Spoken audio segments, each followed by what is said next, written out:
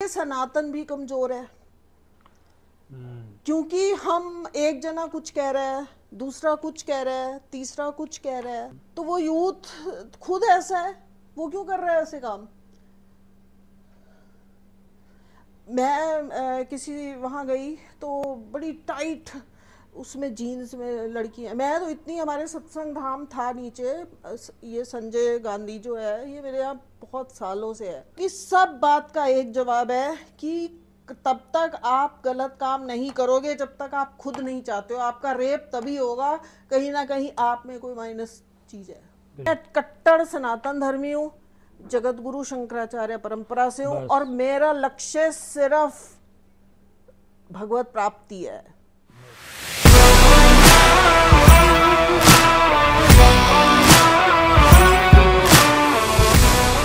लोग बोलते हैं कि जिनको भगवान का दर्शन करना होता है तो ज्योति में भी भगवान का दर्शन कर सकते हैं, और ज्योत जला के ज्योति के सामने बैठ के भगवान का दर्शन करने का कोशिश करते हैं। आज हम लोग उसी ज्योति के सामने बैठे हैं।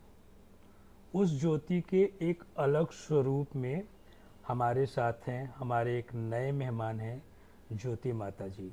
इनका स्वयं नाम ही ज्योति माता जी। आइए स्वागत करते हैं ज्योति माता जी का, और बात करेंगे आध्यात्म पे, बात करेंगे जो आज का यूथ है जो एक अलग मार्ग पे जा रहा है, घबराए पड़ा हुआ है, संभाल नहीं पा रहा है, वहाँ पे ज़रूरत है आध्यात्म के सहारे का। बहुत स्वागत है ज्योति माता जी प्रोफाइल टाइम्स के इस एक नए पॉडकास्ट के एपिसोड में। हमारे इस प्रोफाइल टाइम्स के प्लेटफॉर्म पे बहुत सारे गेस्ट होते हैं, बड़े सारे ब्यूरोक्रेट्स होते हैं, सेलिब्रिटीज़ होते हैं एंड पॉलिटिशियंस भी होते हैं, और उनको तो हम मिल लेते हैं, बीच में जाके मिल लिया। आपको मिलने के लिए हमें बड़े सारे फॉलोअप करने पड़े, बड़े पापड़ बेलने पड़े आपको यहाँ तक बुलाने के लिए। इसके लिए मैं आपको थैंक्स बोलना चाहूँगा एंड स्वागत करना चाहूँगा। थैंक यू सो मच, आप यहाँ पे आए। दोस्तों, मैं थोड़ा सा और डिटेल कर दूँ। ज्योति माता जी इस समय हरिद्वार में वास करती हैं। इन्होंने अपने जो सांसारिक जीवन है उसका त्याग कर दिया है, कोई मोह माया नहीं है। प्रोफाइल टाइम्स एक ऐसा प्लेटफॉर्म है, यहाँ पे ऐसे ही व्यक्तित्व को हम लाना चाहते हैं और अपनी पब्लिक, अपने व्यूअर्स तक उस पर्सनालिटी को पहुँचाना चाहते हैं। ज्योति माता जी, स्वागत है आपका। एंड बहुत सारे मेरे जहन में सवाल हैं। लोग आज की डेट में सनातन पे बात करते हैं, हर टीवी डिबेट पे, हर सोशल मीडिया पे यूथ और बुजुर्ग जो बड़े एक्सपीरियंस लोग हैं वो भी सनातन की बात करते हैं। थोड़ा सा आप अपने भाषा में बताइए, बहुत ईज के साथ बताइए, ताकि जो यूथ है, जो हमारे व्यूअर्स हैं, मोस्टली वो यंगस्टर्स हैं या 35 वाले एज के लोग हैं, उनको पता चल सके कि एग्जैक्टली सनातन है क्या। जी बताएं। देखिए, मैं पहले तो आपका धन्यवाद करती हूँ कि आपने मुझे इस काबिल समझा कि मैं आज आपके साथ बैठकर बात कर रही हूँ। और सनातन के ऊपर आपने प्रश्न किया है, तो सनातन धर्म ही एक ऐसा धर्म है जो अनादिकाल से, सबसे प्रथम जो था, जब सृष्टि की रचना रची गई थी, आपने सतयुग की बात सुनी होगी। सतयुग में जी, जब भोले बाबा, जिसके उस स्वरूप जो है उसी समय का उनका स्वरूप है जी, तो जो आदि शक्ति माने गए हैं और शक्ति स्वरूप माने गए हैं, तो वो सत्य जो था, जो कोई इसको बदल नहीं सकता, कोई उसमें अपने मन से उसमें कोई चेंजेस नहीं कर सकता। और जो पहले भी था अनादि हूँ बेअंत हूँ, मैंने खुद को है पहचान लिया। तो जो अनादि था, जब मैं उसको पहचान जाऊंगा तभी आज मैं उसकी बात कर पाऊंगा। जब मैं आज उसकी बात कर पाऊंगा तभी तो कल सामने प्रकट होगा। क्योंकि आपने बहुत सबकी बातें सुनी होंगी, हमारा फ्यूचर क्या है, जो आज भविष्य आज हम सोच रहे हैं वही फ्यूचर है, वही हमारा फ्यूचर है। तो कल, आज और कल और कभी ना समाप्त होने वाला, उसके लिए वो सनातन शब्द है। राइट। ज्योति मैम, जैसे लोग जो आज की पब्लिक है, कई सारे सोशल मीडिया पे लोगों को सुन के ही अपना एक परिभाषा बना लेते हैं, जो कि कहीं ना कहीं गलत होता है। मैं खुद आध्यात्म के मार्ग पे हूँ, मैंने कई सारे ग्रंथों का स्वाध्याय किया है, इसीलिए मैं आज इस पोशाक में हूँ। और ये त्रिपुंड का प्रसाद आपने मुझे पहनाया जी, इसके लिए बहुत धन्यवाद, क्योंकि महादेव का प्रसाद मिला। जिसके पास जो होता है वो वही प्रदान करता और है। संतों के हाथ से मिलने वाला कोई भी चीज प्रसाद होता है, वो चाहे शब्द रूपी प्रसाद हो, चाहे वस्तु रूपी प्रसाद हो, चाहे किसी भी तरह का। छोटा सा उन्होंने एक लाइन बोल दिया, वो भी एक प्रसाद होता मैं है। इसका एक छोटा सा आपको अर्थ जी भी जी, प्लीज बताती बताएं हूँ ना। बिल्कुल। कि ये जो त्रिपुंड, हाँ, तो मतलब दैहिक, दैविक और भौतिक, इसके ऊपर हम लाल रंग का टीका लगाते हैं। मतलब कि दैहिक, दैविक, भौतिक जो ताप है वो किसके साथ प्रतिक्रिया कर रहे हैं? शक्ति के साथ। तो हमारे व्यूअर्स को ये जानना जरूरी होगा, या इससे आप समझ पाएंगे कि त्रिपुंड का जो प्रतीक है दैहिक, दैविक और भौतिक तापों को किस रेड कलर शक्ति, लाल रंग जो है वो शक्ति का प्रतीक है। तो अगर शक्ति नहीं होगी तो दैहिक, दैविक, भौतिक क्या करेंगे? बिल्कुल। तो शक्ति के बिना अधूरा है बिना सब कुछ। शक्ति के तो त्रिपुंड अधूरा है अगर हमने शक्ति को इंडिकेट नहीं करा है। राइट। इसीलिए जितने भगवान हैं, आप करेक्ट कीजिएगा, जितने हमारे भगवान हैं, भगवान हरि, भगवान विष्णु ही भगवान हरि हैं, एंड महादेव या कोई भी भगवान है, श्री रामचंद्र जी हैं, उनके पीछे शक्ति है, तभी जाके वो संचार कर पा रहे हैं, संहार कर पा रहे हैं या संचालन कर पा रहे हैं। ऐसा ही है जी। बहुत अच्छा। देखिए, शिव शक्ति के बिना नहीं हो सकते और शक्ति शिव के बिना नहीं हो सकती, है ना? हाँ, ये तो दोनों के, हमें दोनों को जब तक हम विस्तार से नहीं जानेंगे तब तक आत्मानुभूति कैसी होगी? क्योंकि वो दोनों हैं एक, पर दिख दो रहे हैं।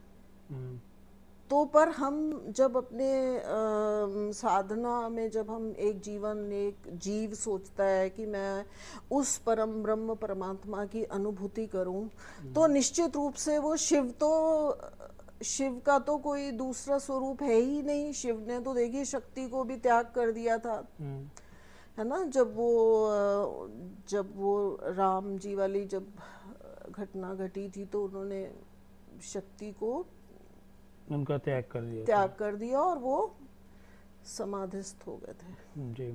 तो लेकिन शिव जो है वो अंतोत गत्वा, तो हमें उसी फॉर्म में जाना है ना, इसीलिए उन्हें डिस्ट्रॉयर करा जाता है। तो मुझे लगता है कि कुछ डिस्ट्रॉय भी नहीं करना है, सिर्फ हम अपने आप को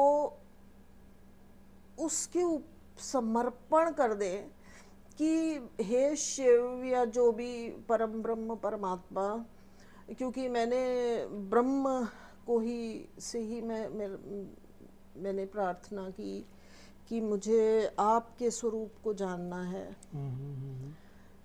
तो एक छोटा सा बात रह गई थी बीच में कि जो सनातन धर्म है वो क्यों खटाई में पड़ रहा है, क्योंकि जो जेनरेशन है हम लोग इतनी मॉडर्नाइजेशन को धारण करते चले जा रहे हैं।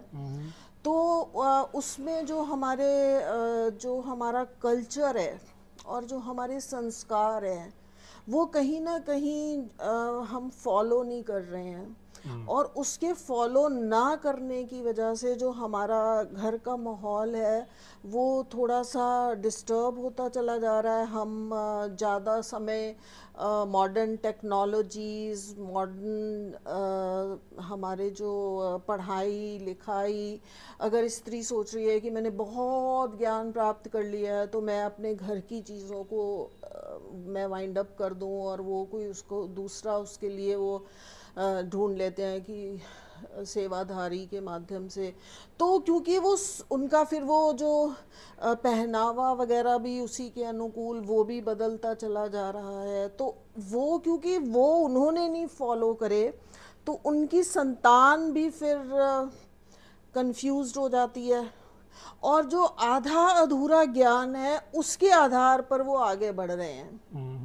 और जो बेसिक जो हमारा सनातन धर्म है वो वर्ण संकरता जो है उसका शिकार हो गया है कि हम प्रॉपर तरीके से जब हम सही को जानेंगे ही नहीं, क्योंकि कोई भी आजकल माइंड नहीं कर रहा है ना इंटरकास्ट मैरिजेस। और फिर ये जो 4 वर्ण है जैसे शूद्र, वैश्य, क्षत्रिय और ब्राह्मण, तो सब ब्राह्मण को दोष दे रहे हैं। ब्राह्मण और क्षत्रिय और वैश्य ये सब अपनी कार्य के आधार पर हमें वो बनाया गया, ये चीज़ें दी गई हैं। जैसे हमारा अगर हम पुराने ज़माने में जो राजा लोग होते थे तो जो गलत कार्य करता था उसको पनिशमेंट दी जाती थी। तो किसी को कहा जाता था तुम पखाना सफाई करोगे, तुम लोग ये बिजनेस वैश्यों वाला काम करोगे, क्योंकि कोई डिफरेंशिएट नहीं थी कोई भी चीजें, लोगों का मतलब जैसा तो कार्य था उसके अकॉर्डिंगली फिर नेचुरली उनको पनिशमेंट मिलती थी, दंड मिलता था। तो फिर क्षत्रिय को युद्ध में जाने वाला बना दिया गया। तो फिर वो जो क्षत्रिय थे और जो ब्राह्मण था वो प्रकांड, उसको विद्वान होता था और वो ब्रह्म को जानने वाला था। तो इस तरह से उन चारों का नाम पड़ा। तो नेचुरली जो शूद्र के घर में जन्म लेगा तो वो शूद्र बन गया, आगे उसको वो मिल गया क्योंकि फैमिली से सब मिलता है हमको। और जो क्षत्रिय परिवारों जो युद्ध कर रहे थे उनकी जो फैमिली ग्रोथ हो रही थी वो उस कारण से प्रकार से हो रही थी। तो इस प्रकार से ये चारों, लेकिन अब हम उनको मिसअंडरस्टूड कर रहे हैं क्योंकि हम अध्ययन नहीं कर रहे हैं। ज्योति माता जी, आप एक बात बताएं, जो आज के ब्राह्मण हैं, मैं जो मानता हूँ ब्राह्मण को, वो ब्राह्मण होना चाहिए जिनको वेदों का ज्ञान हो, जिनको पुराणों का ज्ञान हो, वो ब्राह्मण, असली ब्राह्मण वही है। और मुझे नहीं लगता आज की डेट में धरती पे कोई ब्राह्मण है। मैं एक दिन बहुत सूक्ष्मता के साथ सोच रहा था, मुझे नहीं लगता कि धरती पे कोई ब्राह्मण बचा भी है या नहीं, क्योंकि हर एक ब्राह्मण वो मांसाहारी हो गया है, वो मांस भक्षण करता है, वो सारे गलत काम कर रहे हैं। वो जो 5 महापाप होता है जिसमें पराय स्त्री गमन, चोरी, जुआ, ये सारी चीज़ें होती हैं, वही सारी चीज़ें आज की डेट में ब्राह्मण करते हैं। सारे ब्राह्मण नहीं करते, लेकिन जो कहने के लिए ब्राह्मण परिवार में है लेकिन फिर भी सारी चीज़ें कि हमें कारपोरेट लाइफ जीनी है, मैं करूँगा, इट्स ओके, वो लेट इट गो टाइप के सिचुएशन में हमेशा रहते हैं। क्या उसी का प्रभाव है जो कि सनातन धर्म को धूमिल किए जा रहा है? देखिए संजय जी, ये जो धरती है वो सत्य पे टिकी है, तो ऐसा हो नहीं सकता कि कभी भी सत्य जो धर्म का पर्यायवाची है कि इस पृथ्वी पर समाप्त हो जाए। जब आप इस जर्नी में चलेंगे, इस यात्रा में चलेंगे, तो मिलेंगे आपको सच्चे लोग, और वही ब्राह्मण है। अब हम क्योंकि कलयुग का भी तो प्रभाव है ना इस पृथ्वी के ऊपर, तो हमें ऐसे तो नहीं मिलेगा कि देखिए अब फसलें भी मिल रही जो हम भोजन कर रहे हैं, उस वो कितना पॉइजनस हो गया है ना, हर चीज़ कितनी पॉइजनस है। अभी जो लोग हैं वो प्योर उनको भोजन प्रसाद भी नहीं मिल रहा, फ्रूट्स हैं तो उनके ऊपर इतनी दवाइयाँ छिड़की होती हैं कि वो भी हमारे लिए हानिकारक है, भोजन सब कुछ हानिकारक है। तो आप कैसे सोच सकते हैं कि अब ब्राह्मण हमें उस लेवल का मिलेगा? बट फिर भी क्योंकि पृथ्वी पूरा ब्रह्मांड की रचना ही उसी आधार पर रची गई है कि उसका बैलेंस, जैसे एक पूरी पृथ्वी को पूरा ब्रह्मांड में एक सूर्य प्रकाशित कर सकता है और अंधेरी रात में जब पूर्णिमा का चंद्रमा जो है वो पूरी पृथ्वी को प्रकाशित कर देता है, तो आप ऐसा मत सोचिए ऐसे भी ब्राह्मण मतलब मैं इस समय किसी विशेष जीव की बात नहीं कर रही हूँ, जिन्होंने तो ब्रह्म को जो ब्रह्म में रमण कर रहे हैं, एग्जैक्टली वही ब्राह्मण है, वही ब्राह्मण है। चाहे आपने अपनी यात्रा की और आप सत्य हैं भीतर से, तो आप ही ब्राह्मण हैं। ये जरूरी नहीं है कि अभी आपका ब्राह्मण कुल में जन्म नहीं हुआ है तो आप उसको प्राप्त नहीं कर सकते। बिल्कुल राइट, बिल्कुल राइट, है ना। अब उसमें तो कहा गया है ग्रंथों में कि स्त्री शरीर है वो भी अचीव नहीं कर सकता। हाँ। लेकिन स्त्री शरीर, जैसे अब मीरा हुई हैं, तो मैंने मीरा पे बहुत रिसर्च किया, तो मीरा ने कहा कि उनको किसी ने कहा अरे तू स्त्री होके कैसे उसको प्राप्त कर सकती है, तो उसने कहा कि स्त्री तो तू है, क्योंकि प्रकृति को जो ग्रंथों के माध्यम से अगर आप वेद वाणी का अध्ययन करेंगे तो स्त्री मतलब प्रकृति और पुरुष मतलब परमात्मा, है ना। तो यहाँ पर फिर जब आप उस लेवल का आपने अध्ययन कर लिया, ज्ञान प्राप्त कर लिया और फिर उसको निधिध्यासन में डाला, पुरुष सिर्फ एक है परमात्मा, बाकी सारे स्त्री हैं। बिल्कुल, तो ये मैंने भी प्रकृति कह सकते हैं हम उसको। बिल्कुल बिल्कुल। अब लोग समझने लगेंगे ना वो मेल फीमेल वाला, जबकि अगर आध्यात्मिक दृष्टि से देखें तो पुरुष सिर्फ एक है, वो कि परमात्मा है, बाकी सब स्त्री हैं। पुरुषत्व जो है वो सिर्फ प्रभु में है जी, बाकी सब पुरुष नहीं है। अब वो क्या है, एक जीव है। बाकी लोगों ने इसको अलग अलग शरीर में रख रखा है कि कोई मेल है, कोई फीमेल है, कोई पशु है, कोई पक्षी है जी। अदरवाइज सिर्फ पुरुष सिर्फ एक है जी। ये फैक्ट है। पुरुष की एग्जिस्टेंस के बिना पूरी प्रकृति जो है वो हो नहीं सकती। बिल्कुल। लेकिन जैसे हम बोले कि ये फूल है गुलाब का, ये चमेली का, ये गेंदे का, उसको एक अलग नाम उसकी सुगंध और उसकी प्रकार की वजह से मिला, लेकिन पर उसकी एग्जिस्टेंस कहाँ से है? वो उस पुरुष से है, उस ब्रह्म से है, उस परमात्मा से है। अगर वो शक्ति ना होती तो ये खिलता ही ना, बीज कहाँ से आया, फिर वो पौधा कैसे बना, फिर मतलब ये बड़े वेन्यू। अगर आप एक ही लक्ष्य, जैसे मेरे जीवन का एक ही लक्ष्य था कि हर एक चीज को उसी दृष्टिकोण से देखना और जानना और अनुभव करना, तो क्योंकि कितने सालों तक तो मतलब एक कमरे में बंद रहकर और फिर बाहर भी अगर जा रहे हैं तो नेचर में भी उसी चीज़ को, और अभी भी मैं जब बाहर विचरण के लिए जब निकलती हूँ तो एक एक पत्ते को, एक एक पेड़ के ऊपर कैसे डिज़ाइंस बने हैं। वो कौन सा डिज़ाइनर है भाई? अभी तो देखिए एक लहंगा उस डिज़ाइनर का है तो इतने लाख, इतने ले, 1 करोड़ फलाना, सुन के भी हमारे कानों में से धुआं निकलता है। तो वो पेड़, वो पत्ते, वो पौधे, वो गंगा किनारे के छोटे छोटे पत्थर, अनेकों रंग, अनेकों डिजाइन उनके ऊपर सुंदर सुंदर, वो किसने बना दिए? वो क्यों नहीं पैसे ले रहा? बिल्कुल। तो जब मैं साधना में आई थी तो धन आज तक आप शायद मालूम नहीं होगा या आई डोंट नो, मैं अभी आऊंगा उस बात पे। हाँ। कि आपने क्यों संतत्व वाली जीवन प्रेफर किया, कैसे आप संत वाली जीवन जीना स्टार्ट कर दी, उस पे मैं आऊंगा।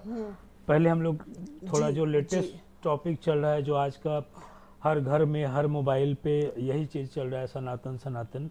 तो आज मैं जब आपके यहाँ पे मिलने आ रहा था, तो मैं ये सोच के बैठा था कि आपसे क्लेरिफिकेशन लूँगा जी कि सनातन क्या यही है जो लोग देखिए, चर्चा कर रहे हैं। अधूरा ज्ञान कभी कहीं नहीं पहुंचाता इंसान को। जी। और एक आईएएस ऑफिसर जो इंडिया का सबसे बेस्ट पोस्ट है, उसको पढ़ने के लिए आपको पता है कितनी मेहनत करनी पड़ती है और कितनी बार एग्ज़ाम देना होता है, तब आप कहीं जाकर उसको अचीव करते हैं। जी।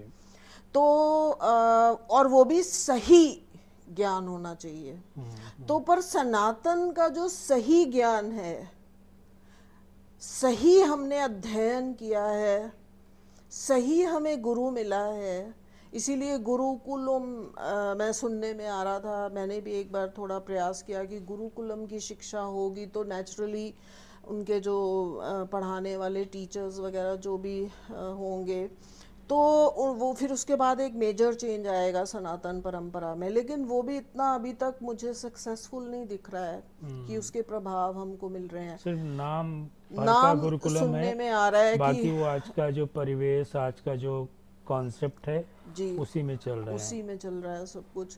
तो जब तक हम पूरा अध्ययन, अब रट्टे मार के मैं वेद पढ़ने लग जाऊं और मैंने ये जो अष्टाध्यायी पढ़ ली और मैं बस रुद्राभिषेक करने जाना है, अभी शतचंडी यज्ञ अभी होने शुरू हो जाएंगे, सब ने रट्टे मार रखे हैं और उनको उतने घंटों के they will earn money and you know I don't want to talk about that, क्योंकि मुझे किसी का नकारात्मक ना तो नहीं देखना नहीं, है। करना तो भी फिर नहीं चाहिए। वहाँ रिजल्ट्स कैसे आएंगे आप बताइए। माता जी, एक और सवाल है। जी आज की डेट में आप कन्याकुमारी से लेके आप उत्तराखंड ले लीजिए, और जम्मू से लेके आप पूरा साउथ ले लीजिए, या इधर का नॉर्थ का एरिया कर लीजिए, हर जगह अलग अलग समुदाय हैं। और ख़ास तौर से मैं 4-5 जो बहुत ही प्रसिद्ध समुदाय हैं उन पे आपकी बात, आपकी नज़र डालना चाहूँगा। इन समुदायों में क्या होता है, इनके समुदाय के लोग सर्वोपरि है। जैसे वृंदावन में कुछ ऐसे महाराज जी लोग हैं, वो बोलते हैं हमारे प्रभु, हमारे महाराज जी हैं, उसके बाद भगवान श्री हरि, विष्णु, महेश हैं। बीके शिवानी जी जो हैं, वो मंच पे बैठ के बोलती हैं कि पहले उनके शिव बाबा हैं, जिनका नाम कुछ तो है ऐसे नॉर्मल सा, वो पाकिस्तान भी रहे और राजस्थान भी गए। और मैंने एक पिक्चर देखा था, पोस्टर देखा था, उसके बाद फिर भगवान श्री विष्णु, फिर महेश, फिर ब्रह्मा जी। उनके प्रकाश से वो लोग हैं, बाकी उनका प्रकाश हम लोगों पे पड़ रहा है। ये कहाँ तक सच है? देखिए, जब हम बहुत छोटे थे तो हमारे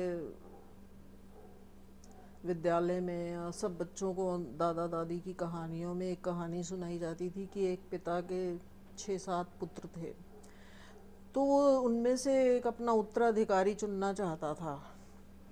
तो उसने सोचा कैसे करूं, क्या करूं, क्या करूं। तो उसको फिर वो गुरुजी के पास गया, तो कि गुरुजी मैं कैसे उत्तराधिकारी चुनूं कि मेरी जो मैंने बनाया है वो फलित हो आगे और मेरी संतान भी उसी तरह से क्रिया करे जिस प्रकार से मैंने संसार की सेवा करी है। तो गुरुजी ने बोला कि बेटा तुम ऐसे करो कि एक एक लकड़ी का बंडल, लकड़ी की छड़ी ले आओ तुम, टहनियाँ तोड़ तोड़ के, और सब बच्चों को वो टहनी एक एक दे दो और उनको बोलो कि उसके बाद उन्होंने फिर एक दूसरी प्रक्रिया बताई जो मैं बता रही हूँ। तो उसने वही प्रक्रिया की कि अपने बच्चों को एक एक टहनी दी और बोला कि इस टहनी को तुम तोड़ो। तो उन्होंने खट खट खट खट तोड़ दी और उन्होंने वही 7 या 8 टहनियों का एक बंडल बना के रखा और वो बंधा हुआ था। तो उन्होंने कहा कि अब सातों बारी बारी से इसको तोड़ो। तो सबने कोशिश की तो वो उसको टहनियों के जो संग्रह था, जो बांधा हुआ था, बंडल था, उसको वो नहीं तोड़ तोड़ सके। तो इस कहानी से हमें मैं आपको ये समझाना चाहती हूँ कि जो शिव तत्व है वो विश्वपति परमात्मा है। अगर हम अपने आप को सर्वोपरि मान रहे हैं तो हम कभी ना कभी वो अकेली टहनी के जैसे वी विल। और अगर हम सब इकट्ठे होके रहेंगे तो फिर हमको कोई नहीं तोड़ सकता। तो अब क्या हो रहा है कि सबने अपने अपने संप्रदाय बना लिए हैं, अपनी अपनी कि आई एम द ग्रेट, अगर होते ग्रेट तो फिर इतना नेगेटिव एनर्जीज क्यों होती है हमारी सृष्टि में, इतने गलत काम क्यों हो रहे हैं, रेप्स क्यों हो रहे हैं। एक लड़की को आप इतने टुकड़ों में काट के फ्रिज में रख के या मिक्सी में पीस के आप कुत्तों को खिला रहे हो, ये कहाँ से बुद्धियाँ आ रही हैं? ये बुद्धि कहाँ से आई किसी के पास? अगर आप इतने सर्वोपरि हैं ऑन अर्थ, आप ही सर्वोपरि हो, मतलब बाकी ब्रह्मा विष्णु महेश को भी पीछे छोड़ रहे हो, तो फिर ये सब क्यों हो रहा है? मेरी बात शायद आप समझ रहे होंगे। तो इसीलिए सनातन भी कमजोर है, क्योंकि हम एक जना कुछ कह रहा है, दूसरा कुछ कह रहा है, तीसरा कुछ कह रहा है। और उनके सत्संग में, मतलब इस चीज को, इस चर्चा को हम लोग बैठ के भगवान की बातें करते हैं, उसको हम लोग सत्संग बोलते हैं। सनातनी सारे सत्संग बोलते हैं जी। उनके यहाँ पे मुरली बोला जाता है कि हम मुरली सुन रहे हैं बाबा जी का जी। और वो जो सो कॉल्ड उनके बाबा जी हैं, Shiv Baba, he is human being, he was only human being. उनको भगवान ने एक शक्ति दी कि आप हमारे मैसेंजर हो जाओ, आप दुनिया को जिलाओ। उनके अकॉर्डिंग लोग महादेव को सुनते हैं, प्रभु को सुनते हैं। उनकी जो दीदी लोग हैं, जो सो कॉल्ड हम लोग जिनको माता जी बोलते हैं, उनके यहाँ दीदी बोलते हैं, वो दीदी मैसेज रिसीव करती हैं शिव बाबा से, हमारे महादेव से नहीं, शिव बाबा से, जो उनके एक बाबा जी हैं, उनका हेमचंद कुछ तो नाम है। ये सब बेफजूल की बातें हैं, देखिए। और उनको लोग सुनते हैं, बड़े बड़े आईएएस सुनते हैं जाके। तो ठीक है, क्योंकि वो जो वो चाहते हैं वो उनकी मर्जी से बोल रहे हैं। और जो सच्चा भक्त होगा, जो रियलिटी इसको, उसको पता है कि कहते हैं ना, भैंस के आगे बीन बजाने का कोई फायदा नहीं है। तो अगर हम जान के अगर उनको ये बात बताएंगे, उन्होंने तो सुनना ही नहीं है। और जो सच्चे संत इसीलिए कंदराओं में निकल जाते हैं। इसीलिए जो आप कह रहे हो ना कि हमें ब्राह्मण नहीं मिलता, ब्राह्मण मतलब मैं ब्राह्मण को ब्रह्म में रमण करने वाला मानती हूँ। मैं कोई जीव बॉडी, ब्राह्मण वही है ही है। अब तो इतना कलयुग का प्रभाव है, कोई भी ब्राह्मण अपने धर्म में चल रहा नहीं है, यज्ञोपवीत किसी का नहीं हो रहा है, कोई संस्कार कोई नहीं हो रहा है। ऐसे ही बच्चे भी जन्म ले रहे हैं, मृत मर रहे हैं, सब हो रहा है। और वैसे कोविड में तो किसी का मतलब वो संस्कार भी अच्छे से नहीं हुआ है। अब जो आपके इस्कॉन वाली टीम है, मैं उनकी बात कर लूँ। इस्कॉन के एक प्रभु जी, उनको प्रभु जी बोला जाता है एक दूसरे को। तो प्रभु जी का मैं ऑनलाइन क्लास कर रहा था, उन्होंने मेरा नंबर लिया, मुझे मैसेज भेज दिया कि ग्रुप में आपके पास मैसेज आएगा, संडे संडे हम लोग श्रीमद् भागवतम पे चर्चा करेंगे। मैं बोला ठीक है। तो जो प्रभु जी गुरु जी थे, जो चर्चा करा रहे थे, एक श्लोक पढ़ के उसका अर्थ बताने की कोशिश कर रहे थे, वो श्लोक ही गलत बोल रहे थे। तो मैंने उनको बोला, जो मुझे थोड़ा बड़ा याद था उस श्लोक, मैं बोला प्रभु जी इसका अर्थ ये होता है, आप एक तो सही से उच्चारण नहीं कर पा रहे हैं। फिर वो चर्चा चलते चलते उस दिन ब्रह्मचर्य की बात आ गई। तो मैंने उनको बोला कि प्रभु जी क्या ब्रह्मचर्य हैं? वो जवाब नहीं दे पाए। बोले मैं कोशिश करता हूँ। तो मैं बोला आप उस परिवेश में रहते हैं, आप ब्रह्मचर्य के जैसे रहते हैं। पहले के गुरुकुल के बच्चे जो होते थे, जो जाते थे शिक्षा लेने गुरुओं से, वो उस आयु तक ब्रह्मचर्य रहते थे, ब्रह्मचर्य का पालन करते थे। वो बॉयल्ड खाना खाते थे वहाँ पे आश्रम का, और ब्रह्मचर्य जैसे रहते थे। आज की डेट में लोग सिर्फ हाथ में वो झोली माला लेके ऐसे से करते रहेंगे। आजकल तो नंबरिंग वाला भी हो गया है, यहाँ पे रिंग जैसे पहन के नंबर काउंट चलता रहता है, और बोलते हैं कि मैं प्रभु का भक्त हूँ।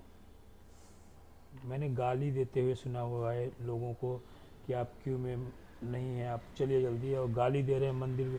भगवान श्री कृष्ण और श्रीमती राधा, श्री राधा जी हैं वहाँ पे और भगवान श्री कृष्ण हैं, उनके प्रेमाइसेस में खड़े होके गाली दे के लोगों को आगे बढ़ा रहे हैं। क्या वो असली भक्त हैं या हम असली भक्त हैं? देखिए, ना हम नकली हैं ना वो असली, ये सब परमात्मा प्रकृति में माया जाल फैला रखा है उसने। तो क्या ऐसे ही चलने देंगे माया जाल में रह के? हम सब अपना, जो सच्चे संत हैं, सब प्रयास कर रहे हैं, और किसी चीज़ को बदलने के लिए हमें खुद भी उस आचरण में रहना पड़ेगा। अब इसीलिए वो चेंजेस आए ना, क्योंकि वो परंपराएं अब दूषित हो चुकी हैं। अब वैसी जब परंपराओं में ही बेस ही ठीक नहीं है, तो ऊपर से हम अच्छे फल की कामना कैसे कर सकते हैं? अभी तो काम चलाऊ इस्कॉन में, मैं किसी भी चीज़ का नाम नहीं लेना चाहती हूँ, सब एक कमर्शलाइजेशन इतना बिल्कुल। ज़्यादा हो गया है कि एक संत के मुख से ये शब्द अच्छा नहीं लगता। इस बारे में मैं इतना कुछ कहना भी नहीं देखिए, चाहती। संत संत होता है माता जी, गुरु गुरु होता देखिए, है। संत होता है सत्य को के आचरण में रहने वाला। एग्जैक्टली। संत ऐसा नहीं है कि मैंने भगवा पहन लिया और मैं संत संत हो हो गए, गया, हाँ, या मैंने जटाएं बना ली तो मैं संत हो गए, गया। बिल्कुल। अब जटाएं आपने भी बनाई हैं, पहन है आपकी, पर आपके वस्त्र अगर ऐसे नहीं है तो ये मत सोचिए कि आप संत नहीं है। हाँ, सत्य के आचरण में तो बिल्कुल हैं, बिल्कुल। तो सत्य के आचरण में ठीक है, आपका भी काम ऐसा है, with as with time you will change, हाँ, go जैसे accordingly, जो जो चार वर्ण थे, जो जी चार सभी वो थे, अलग अलग क्लास थे कि 25, 50, 75, 100। जी। ठीक है, तो जो 75 वाला टाइम आएगा उस समय में एकदम पूरा नहीं, आप त्याग करके जल्दी भी रहूँ। कर सकते हैं, ऐसी कोई बात नहीं है। जिस तरह से अगर आप अपनी साधना कर बिल्कुल रहे हैं, बिल्कुल मैंने बिल्कुल आपके से सुना, आपसे बात भी बिल्कुल की, और मैं पहले मिली भी हूँ आपको, बिल्कुल। तो जरूरी नहीं है। मैं कई मैं खुद बहुत थोड़ा छोटी, अपने बारे में बताना चाहूँगा माता जी।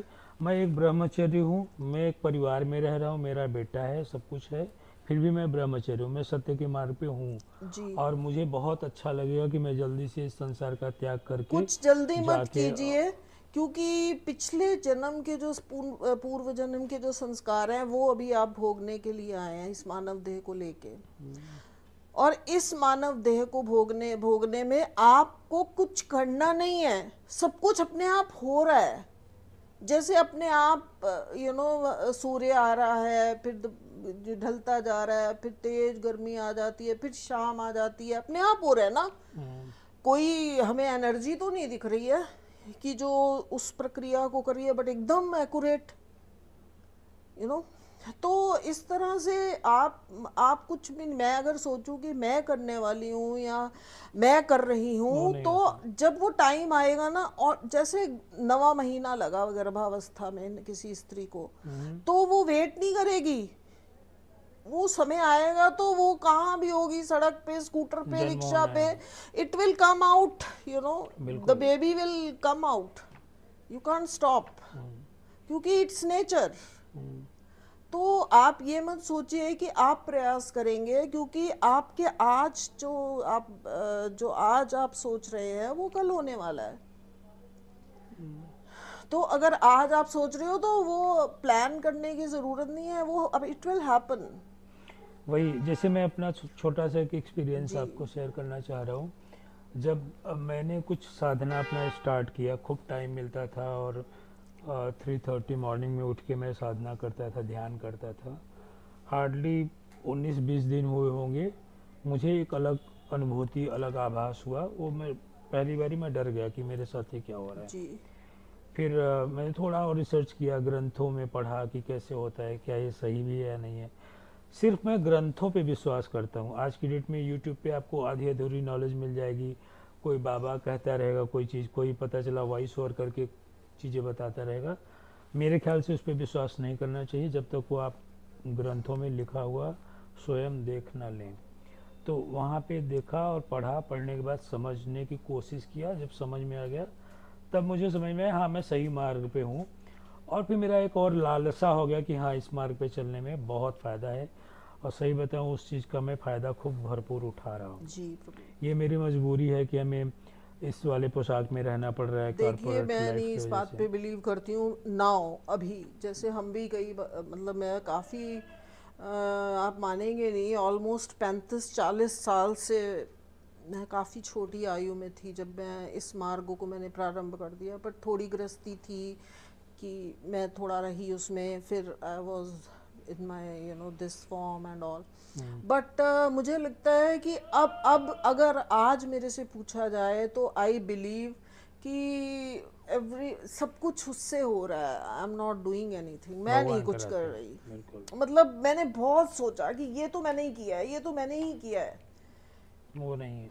नहीं, जैसे अगर आप कह रहे हो कि मैं मेरे हाथ में ये एक बड़ा महंगा फ्लावर वॉर्स है क्रिस्टल का, बहुत महंगा। हम्म, तो अब मेरे हाथ से यहाँ से मेरे रसोई में जा रही हूँ, छूट गया। हम्म, तो अब मैंने तो नहीं चाहा था ना वो टूटे, हम्म, तो उसको कोई रोक सका? तो अभी 2-3 दिन पहले का एक इंसिडेंस बता रही हूँ। दो यहाँ पे मेरे गेस्ट आए हुए थे, तो वो आपस में कह रहे थे कि मेरे को यात्रा करनी है तो सूटकेस में ताला लगा दूं। तो दूसरे वाले गेस्ट ने उस पहले वाले को बोला कि भाई मैं तो कोई ताले वाले सूट के अपने, मैं बहुत ट्रैवल करता हूँ, एयर ट्रैवल करते हैं वो लोग बहुत, तो मैं तो बहुत ट्रैवल करता हूँ, बट अगर किसी चीज़ ने गुमना है ना तो वो गुम ही जानी है। मैंने कहा, वो कहता है कैसे? उसने बोला कि अरे मेरे पास बड़ी एक्सपेंसिव वॉच थी, तो मैं किसी अफ्रीका, पता नहीं वहाँ था उस कंट्री में हम्म। जहाँ पे थोड़ा बड़े चोरी वगैरह बहुत होती है, तो नाइजीरियन। कहता है मैंने इधर से घड़ी डाली, वो सब उतार के ना उसमें एक मशीन में डालते हैं, हाँ, तो वो स्कैन। कहता है कि दूसरी तरफ निकली नहीं। अरे बाप रे। तो उसने मतलब कहा जहाँ पे कि सिक्योरिटी चेक होता है वहीं पे चोरी वहीं हो पर गया। से निकली नहीं, तो उसने कहा कि फिर आपने कैमरे, क्यों आप बोल ही नहीं सकते, वो इतनी डोमिनेटिंग कंट्री है। हम्म। तो अगर किसी चीज ने और पक्का देवर, नाइजीरिया रहा होगा। हाँ, तो वो उसने बोला कि फिर जो चीज ने गुमना है तो आप जितने मर्जी ताले लगा लो। और वो आजकल के जमाने के दो गेस्ट आए थे मेरे यहाँ पे, हम्म, तो मुझे लगा कि देखो कहीं ना कहीं इनके अंदर अध्यात्म है जो ये अंडरस्टैंड कर रहे हैं कि जितने मर्जी ताले लगा लो, जिस चीज ने गुमना है वो बच नहीं सकती है। हम्म, तो अगर आपकी प्रारब्ध में वो परमपिता परमेश्वर है, तो मेरे बाबा ने मुझे यही सिखाया है कि बेटी, तुम्हारा परमात्मा ने पूर्व जन्म का संस्कार था, कुछ हमारे जो कर्म थे वो बचे हुए थे जो हम पूरे करने के लिए आए हैं, एंड आई एम प्रिपेयर्ड कि I want to do it happily. जो हम्म। हो रहा है बहुत अच्छा हो रहा है। आप मिल गए तो बहुत अच्छा है, अगर इतने दिन तक नहीं मिले थे तो भी कोई बुरा तो नहीं था। सही बात। तो इस तरह से। एक और चीज़ है जो आज की डेट में बाबा लोग हैं। मैंने एक ऐसे बाबा को देखा है 97 में, और मैं खुल के बोल रहा हूँ, ऑन कैमरा बोल रहा हूँ, मेरे अपने प्लेटफॉर्म पे बोल रहा हूँ। मैं अपने किसी रिलेटिव के साथ उनका दर्शन करने के लिए गया, और उनकी जो शिष्याएँ थीं, मतलब एक संत होता है, वो कंदराओं में रहे, एक एक झोपड़ी में रहे, भगवान को पाने के लिए एकांतवास करे। चलिए, उन्होंने एकांतवास का माहौल खूब अच्छा से बनाया हुआ था जो कि चुनारगढ़ है, और मैं भी चला गया था उन लोगों के लिए, उन लोगों के साथ दर्शन करने। वो लोग इतना मानते हैं उन बाबा को, उस बाबा को, कि अगर उनके यहाँ बच्चे का जन्म दिवस है, जन्मदिन है, हैप्पी बर्थडे करना चाह रहे हैं, तो पहले प्रभु की आरती नहीं करेंगे, पहले बाबा की आरती करेंगे। इतना ब्लाइंडली फॉलो करते हैं। जब मैं गया उनके यहाँ पे दर्शन करने, तो वो लोग बकायदे उनको उस समय 100 रुपीज़ की गड्डियाँ पैर में रख के नतमस्तक हो रहे थे। मैं भी संकोच बस 10 रुपये निकाल के प्रणाम किया उन बाबा को, इनकी वजह से कि हमारे रिलेटिव्स हैं भाई, ये कर रहे हैं तो हमें भी करना है। तब तक एक फ़ोन कॉल आता है, वो कॉल दिल्ली से गया था चुनारगढ़ के लिए, एंड एक साध्वी आती हैं, गोरी सी, अच्छी सी, हार्डली 25 ईयर्स की रही होंगी।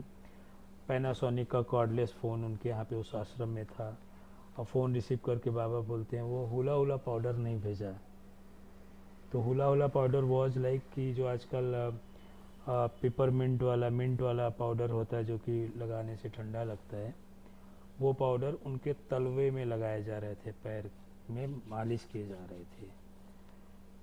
मेरा श्रद्धा जो प्रभु के लिए या बाबाओं के लिए था, बाबा के लिए तो कभी नहीं रहा है। मैं एकदम राह चलते बाबा के पैर पे अपना नतमस्तक कर देता हूँ, मैं बिना जाने कर देता हूँ।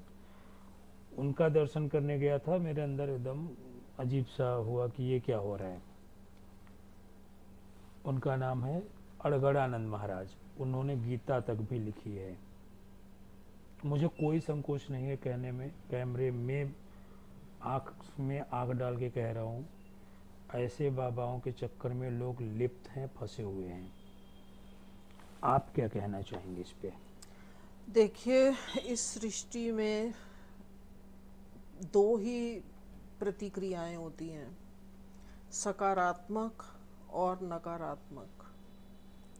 एक ही सिक्के के दो पहलू हैं, और हम अपने कर्म को देखें कि मुझे मेरी जर्नी करनी है और मैं इतना बच के रहूं, क्योंकि जो भी हमारे साथ नेगेटिव होता है वो हमारे ही किसी को हमने अच्छा देखा, बुरा देखा, या क्या पता वहाँ लीला हो रही हो, जैसे आपने भगवान की मोहिनी माया का स्वरूप था, जो भगवान का एक लीलाएं जी, आती भगवान ने हैं। मोहिनी रूप धारण किया था। तो हम उन ग्रंथों से जो लीलाएं हैं, श्रीमद् भागवत पुराण में भगवान की अनेकों लीलाएं हैं कि दिख कुछ रहा है, हो कुछ रहा है। नहीं माता जी, तो देखिए बट लीला आप प्रभु करते अपनी हैं, उनकी बाबा लीला नहीं कर सकते, बाबा पाखंड करेंगे। हम उनकी डेस्टिनी में, उनके कर्म में ना इंटरफेयर करें। हम सबसे पहले,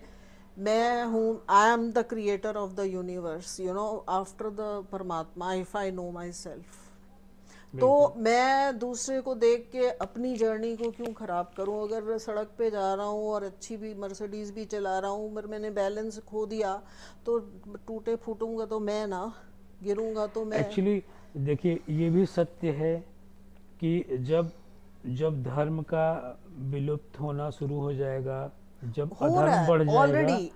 तब प्रभु आते हैं। प्रभु आए भी थे, तब बार बार उनका जन्म नहीं, लेना, अवतरण देखिए, होना सतयुग में भी वो सब कुछ क्रियाएं प्रतिक्रियाएं हुई हुई थी, नेगेटिव। बिल्कुल। फिर त्रेता में भी हुई, भगवान राम के टाइम आप देख लीजिए। जी, और हर हर युग में ऋषि मुनि थे, वही लोग संभालते थे, राज्य संभालते थे। उस जी, युग को पॉजिटिव रखने के लिए वो लोग धर्म कर्म और यज्ञ किया करते थे।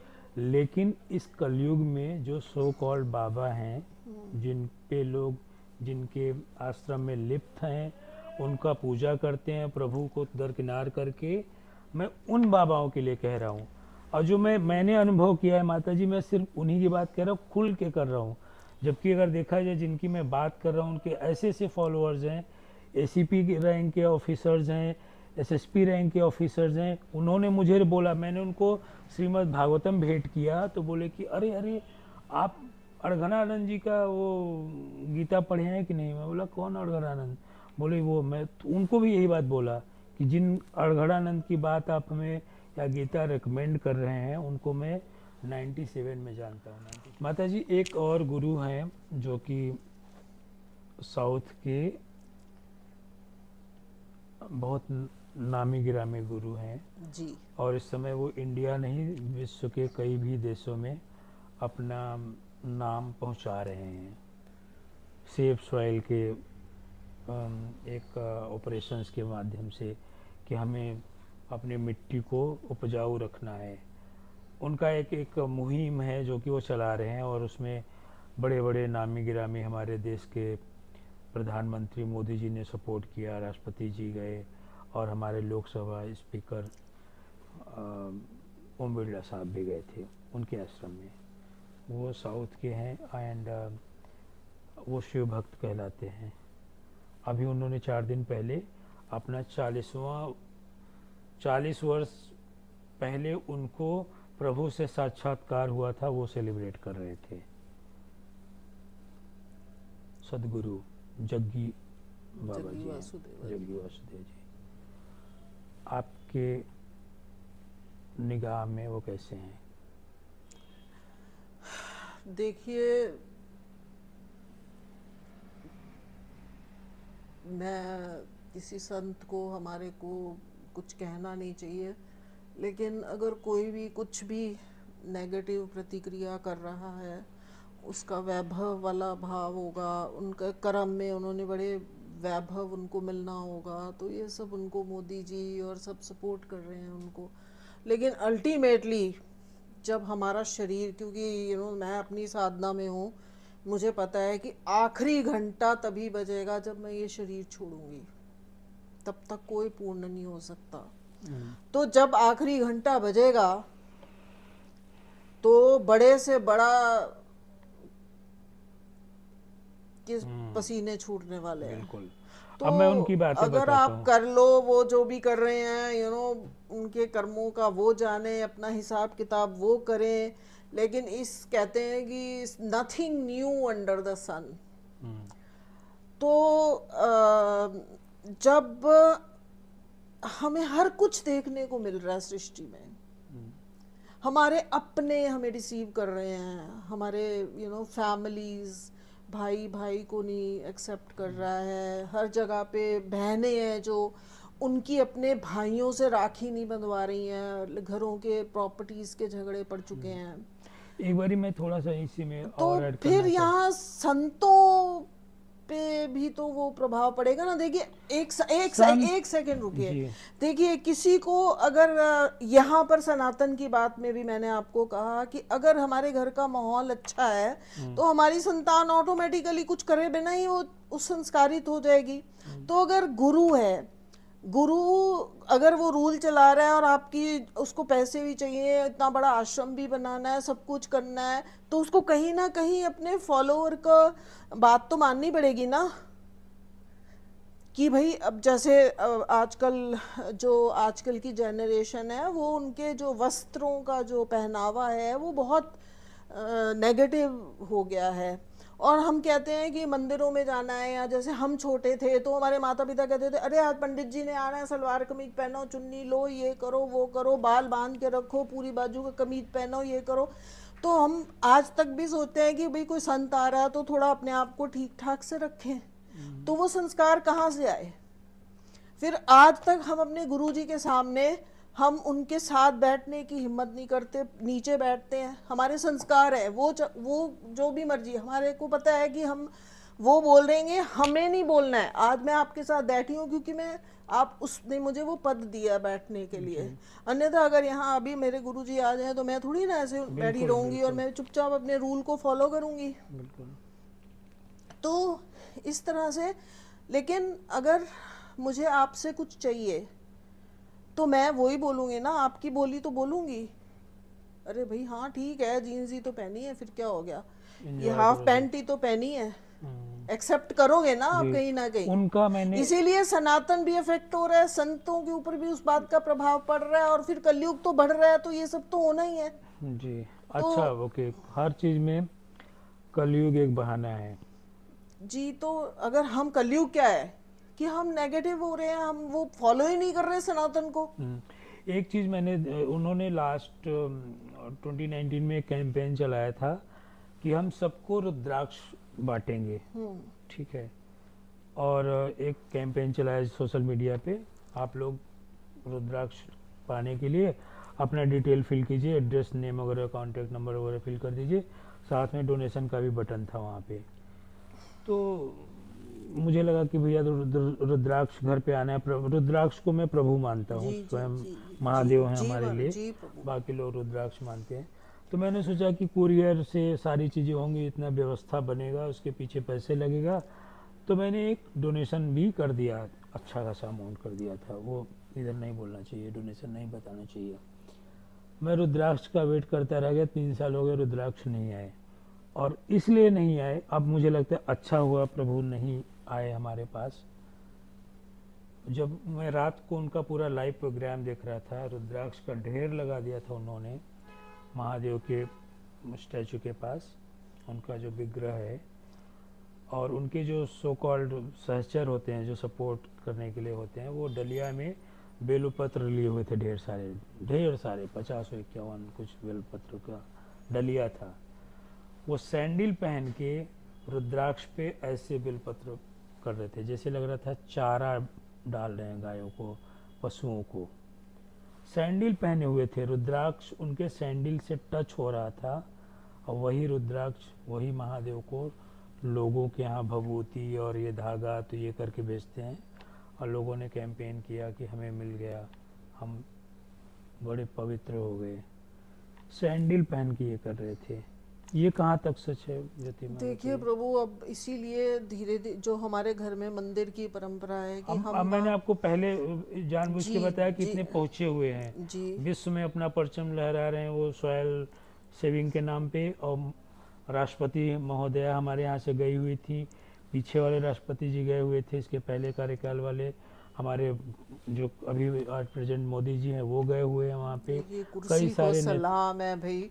अब वो इतने बड़े महात्मा, इतना बड़ा उन्होंने साम्राज्य खड़ा कर लिया है, तो वहाँ राष्ट्रपति जी जाएंगे ना, हम जैसे तो नहीं जा पाएंगे, क्योंकि उधर जाने के लिए ये बहुत पुरानी तो बात बता रही हूँ आपको। उस एस्पेक्ट में पूछ रहा हूँ, क्या वो संत है? 5,000 उनकी साधना होती थी, मेरे पास होते नहीं थे 35,000 रुपए। ये बात है 2005 की। माता जी मैं ये पूछ रहा हूँ, क्या वो संत हैं?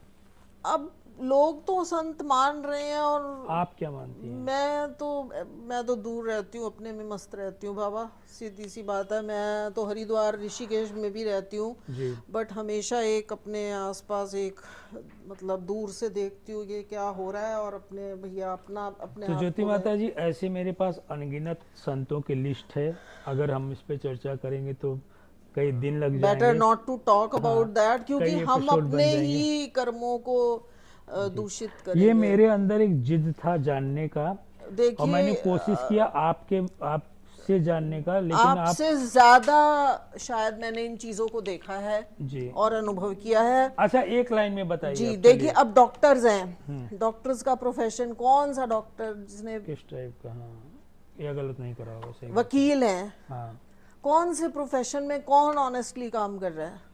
नहीं, तो अब ये भी एक प्रोफेशन हो गया है, you know, this has become, you know.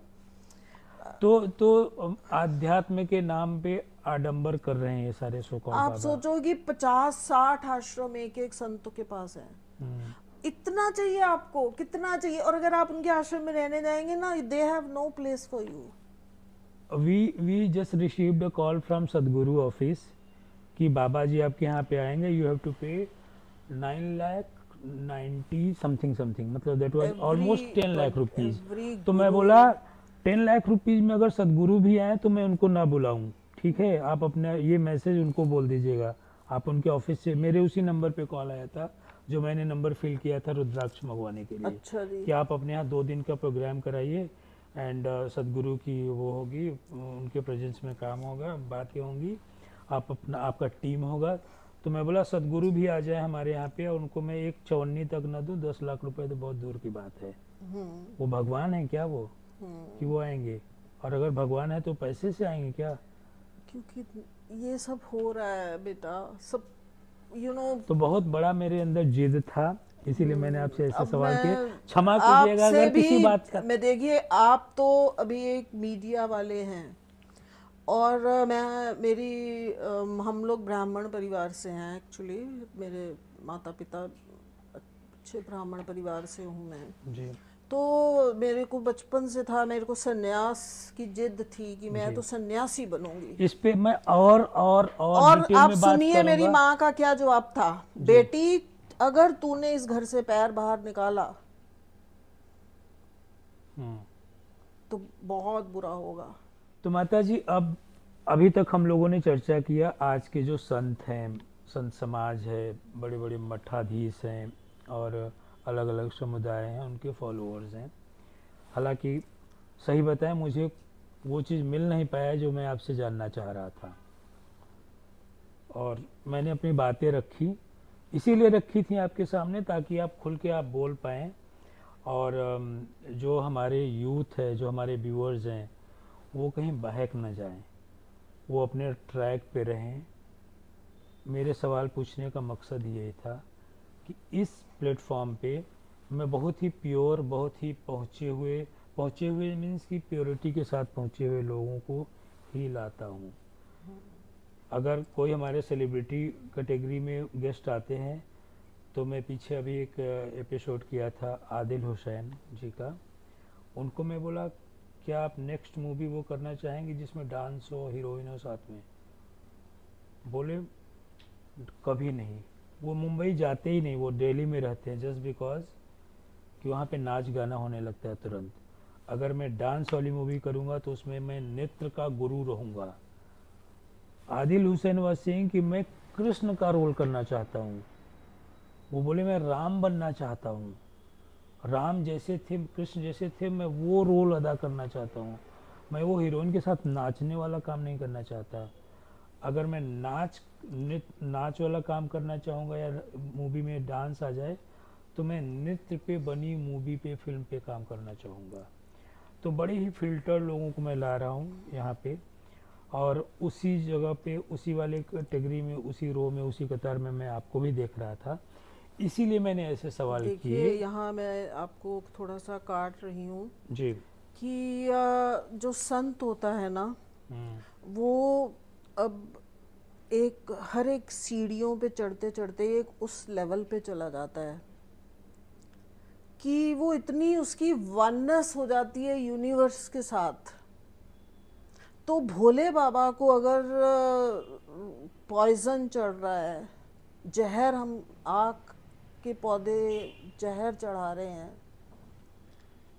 उनको कौन सा जहर नहीं चढ़ रहा है आप मुझे बताओ। तो भोले बाबा ने यही इंडिकेट किया है कि तुम मुझे जहर दो, मैं उसको अमृत में परिवर्तित कर दूंगा। तो इस सृष्टि में कोई जो भी कर रहा है, हम उसका विस्तार कर ही नहीं सकते।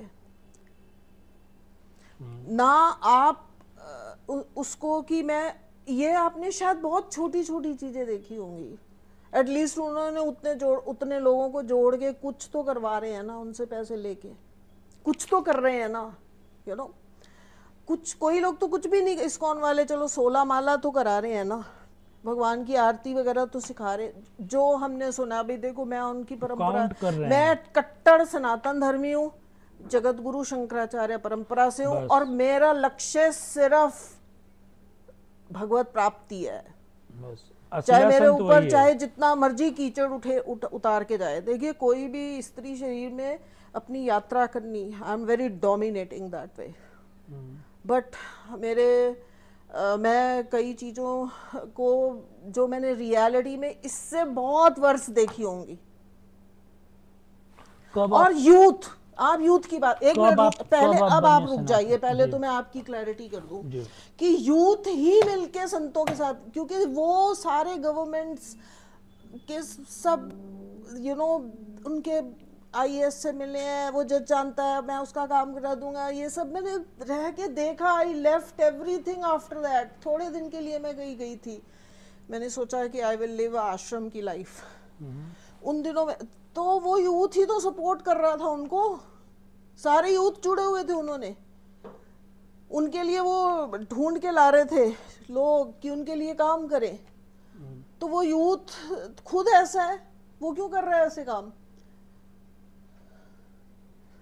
मैं किसी वहाँ गई तो बड़ी टाइट उसमें जीन्स में लड़कियाँ, मैं तो इतनी, हमारे सत्संग धाम था नीचे, ये संजय गांधी जो है ये मेरे यहाँ बहुत सालों से है, तो मैं इतनी कड़वा बोलती थी कि ये मेरे पास टिकते नहीं थे लोग, मेरा फॉलोवर क्यों नहीं ऐसे, इसीलिए क्योंकि सच्चाई ग्रहण करनी नहीं रहेगी। यस।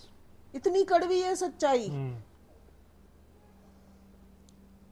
तो मैं आपको कह रही हूँ कि सब बात का एक जवाब है कि तब तक आप गलत काम नहीं करोगे जब तक आप खुद नहीं चाहते हो। आपका रेप तभी होगा कहीं ना कहीं आप में कोई माइनस चीज है। बिल्कुल। आप दूसरे को ब्लेम नहीं कर सकते हो कि उसने मेरा रेप कर दिया, बलात्कार कर दिया। और अगर एक अच्छी संस्कारी लड़की हो तो उसकी माँ ने सिखाया कि कहीं ना कहीं पाप कर्म है, शुक्र कर, निपटा और आगे चलो, चुप करके ढक्कन लगाओ इसको। मैं सपोर्ट नहीं कर रही हूँ उस बात को, don't take me in a wrong way. नहीं नहीं नहीं, बिल्कुल आप ये बोलिए। मेरा अपना सोच है। देखिए पहले मैं थोड़ा हेजिटेट कर रही थी, अगर आप चाहते नहीं हैं आप कि मैं मेरे को मैं सच्चाई बोलूं तो फिर मैं बिल्कुल बोलना चाहिए। मतलब, क्योंकि यू कांट डू एनीथिंग। अगर एक लड़की खुद ही चाह रही है कि मैं इतने बड़े महान के हाथ उनके साथ रह लिए और जाके फिर हमारा नाम हो जाएगा, ये very sad Sanjay ji, very sad. बोला नहीं जा सकता, कहने का मतलब मैंने आपको मैं बोलना ही नहीं चाहती वो, जी मैं अपनी जी अपनी इस मुख को गंदा करना ही नहीं चाहती। बिल्कुल सही बात है, सही बात तो अब जो जो कर रहा है करो, हमको अपनी जर्नी करना है, हम ब्रह्म में लीन हो। हमारा आखिरी घंटा जब मैं शरीर छोड़ूं बचे, और अब मुझे कोई वस्त्रों से किसी के, बस मैं अपने एकांत में अपनी साधना में, मेरे को थोड़ा मेरे स्थान पे थोड़ा सा मंदिर, अखंड ज्योति, भोले बाबा की पूजा, मैं इसमें मस्त रहती हूँ बस। क्योंकि बाहर जाओ दूसरों के दोष देखने से मेरे ही पाप बढ़ेंगे, और अब मेरे में टाइम नहीं है मेरे पास। मेरे को वापस जाना है ना, मैं किसी की शादी है तो अपनी शादी की तैयारी करता है। अब मेरी क्या है, मेरे तो अंतिम यात्रा की तैयारी है, तो मैं तो उसकी तैयारी करूंगी कि मेरे लाइफ में एक भी नेगेटिविटी ना आए, और उसके पीछे मेरी यात्रा में मैं अड़चन डाल लूं। I am in Rishikesh now, I will go to Rishikesh now. I was in Haridwar but now I will be going to Rishikesh. तो क्यों जा रही हूँ मैं वहां पे? और क्योंकि इसलिए कि मैं गंगा में ही लीन होना चाहती हूँ। कितने लोग मुझे कहते हैं आप तो गंगा माँ जैसे लगते हो, वहां पे मैं जाती हूँ, कोई मुझे कहते हैं आनंद मूर्ति माँ जैसे लगते हो। जो सच्चे लोग हैं मुझे पहचानते हैं। आनंद मूर्ति माँ कौन है, थोड़ा बताइए। देखिए वो एक बंगाली संत हुई हैं, और वो हमारी ये जगत 93 की बात है क्या? जी, बहुत अर्ली, जब नहीं 20 इंडिपेंडेंस के बाद की बात है। हाँ, उनके आश्रम भी हैं, ओके, हरिद्वार में भी उनका एक आनंदमयी, बहुत यस। उच्च कोटि की संत रही हैं, वाइट वस्त्र उनके एक धारण, और साड़ी गुरु थे, पहनती थी। वो बनारस में उनका आज भी वो है। उनके गुरु को तो मैं इतना नहीं जानती, बट वो हमारे ये जब अखंडानंद सरस्वती जी का जो वृंदावन में आश्रम है, वहाँ पे भी उन्होंने बहुत दिन रही, और बड़े बड़े आश्रम्स में वो रही। तो उनका कहते हैं कि काफ़ी लुक बड़ी मेरा बिंदी उनके लगाती जैसा। थी ना, बड़ी हाँ बिंदी जी, गोल लगाती, बिंदी गोल, लगाती थी, हाँ। वाइट साड़ी पहनती थी, और बाल खुले रखती थी। तो उनकी एक काफ़ी, उनका नाम है माँ आनंदमयी। तो कितने लोग मुझे बोलते अरे आप तो, मैं ज्योतिर्मय हूँ, मेरे गुरुजी ने मुझे ज्योतिर्मय नाम दिया है, तो वो आनंदमयी है। तो कहते हैं आप आनंदमयी, आप ज्योतिर्मय हो, आनंदमयी भी हो। तो ज्योति माता जी, आपका नाम ज्योति है ना, ज्योति शर्मा जी था है ना? लेकिन जब मेरा संन्यास हुआ, कब? आज से 12 साल पहले। 12 साल पहले आपने संन्यास 12 साल पहले लिया, मतलब आपका जो दीक्षा वाला समारोह होता है वो किया वो गया? तो मेरे बाबा के थ्रू, मैं बहुत पहले। आप कब से सन्यासी हैं? 12 वर्ष से तो ये नाम ही है ज्योतिर्मय आनंद सरस्वती, जो मुझे जगत गुरु शंकराचार्य परंपरा से मिला है। ओके। और मेरा विधि विधान से संन्यास हुआ है। और जो मेरा आध्यात्मिक ज्ञान की मेरी जो शिक्षा हुई है, वो मेरे बाबा विद्याधर से हुई है, विद्याधर त्रिपाठी से, जो कि प्रयागराज जो के प्रयागराज में, वो चित्रकूट के पास उनका मंडौर गांव है। तो हमारा जो मंदिर था नीचे, श्री ज्योतिश्वर सत्संग धाम का स्थान का नाम था, उसमें जो स्थापना हुई थी मंदिर की, वो भी बाबा के द्वारा हुई थी। वो अभी भी शरीर में है? अभी शरीर है उनका जी। वहीं पर मंडौर में है। क्या आप उनका दर्शन करने जाती हैं? अब मेरा, अभी तो मैं थोड़ा, अभी 4-5 साल से ना मैं टोटल अपने ऊपर कंसंट्रेट कर रही थी। जैसे जब हम बाहर निकलते हैं तो बड़ी चीज़ें हम देखते हैं, जैसे अब आप आज मेरे साथ, आप देखें आयु में भी बहुत छोटे हैं, और हम लोग, मैं आपसे डबल से भी ज़्यादा बड़ी हूँ। जी बिल्कुल। तो हम लोग बड़ा कुछ देखा, फिर लगा कि ये सब हमें, ये सब कर, देखिए मैं सन्यासी बनी हूँ कि मैं अपने आप की अस्तित्व को समाप्त करूँ। मन का न्यास ही सन्यास है।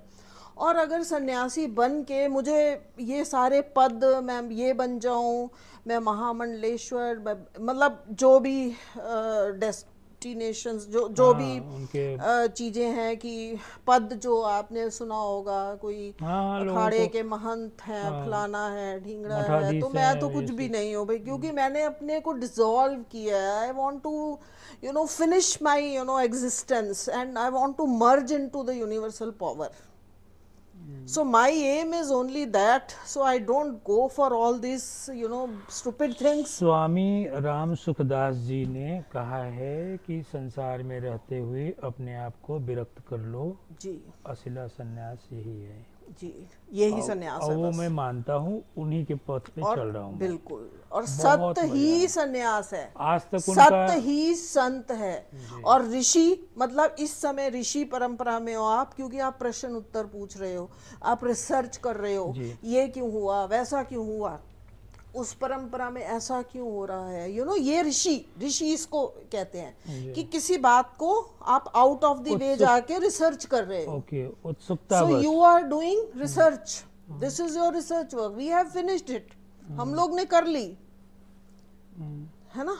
तो हम, अब आप कर रहे हो, जी तो समय के साथ आपको लगेगा अरे ये तो बड़ा बचपने का काम था जो मैंने उस समय बोला था, जो उस समय मैंने सोचा था, जो उस समय मैंने पूछा था. जी क्योंकि वो अब इस आज के बाद शायद आपका ये निकल जाएगा, क्योंकि बिल्कुल, मेरे अंदर बहुत ज़्यादा उत्सुकता था ये सब जानने जी का, और आपके थ्रू पब्लिक तक ये बात पहुंचाने का, कि ताकि आप आप क्लेरिफाई कर सके, ताकि लोग जान सके एग्जैक्टली सनातन है क्या।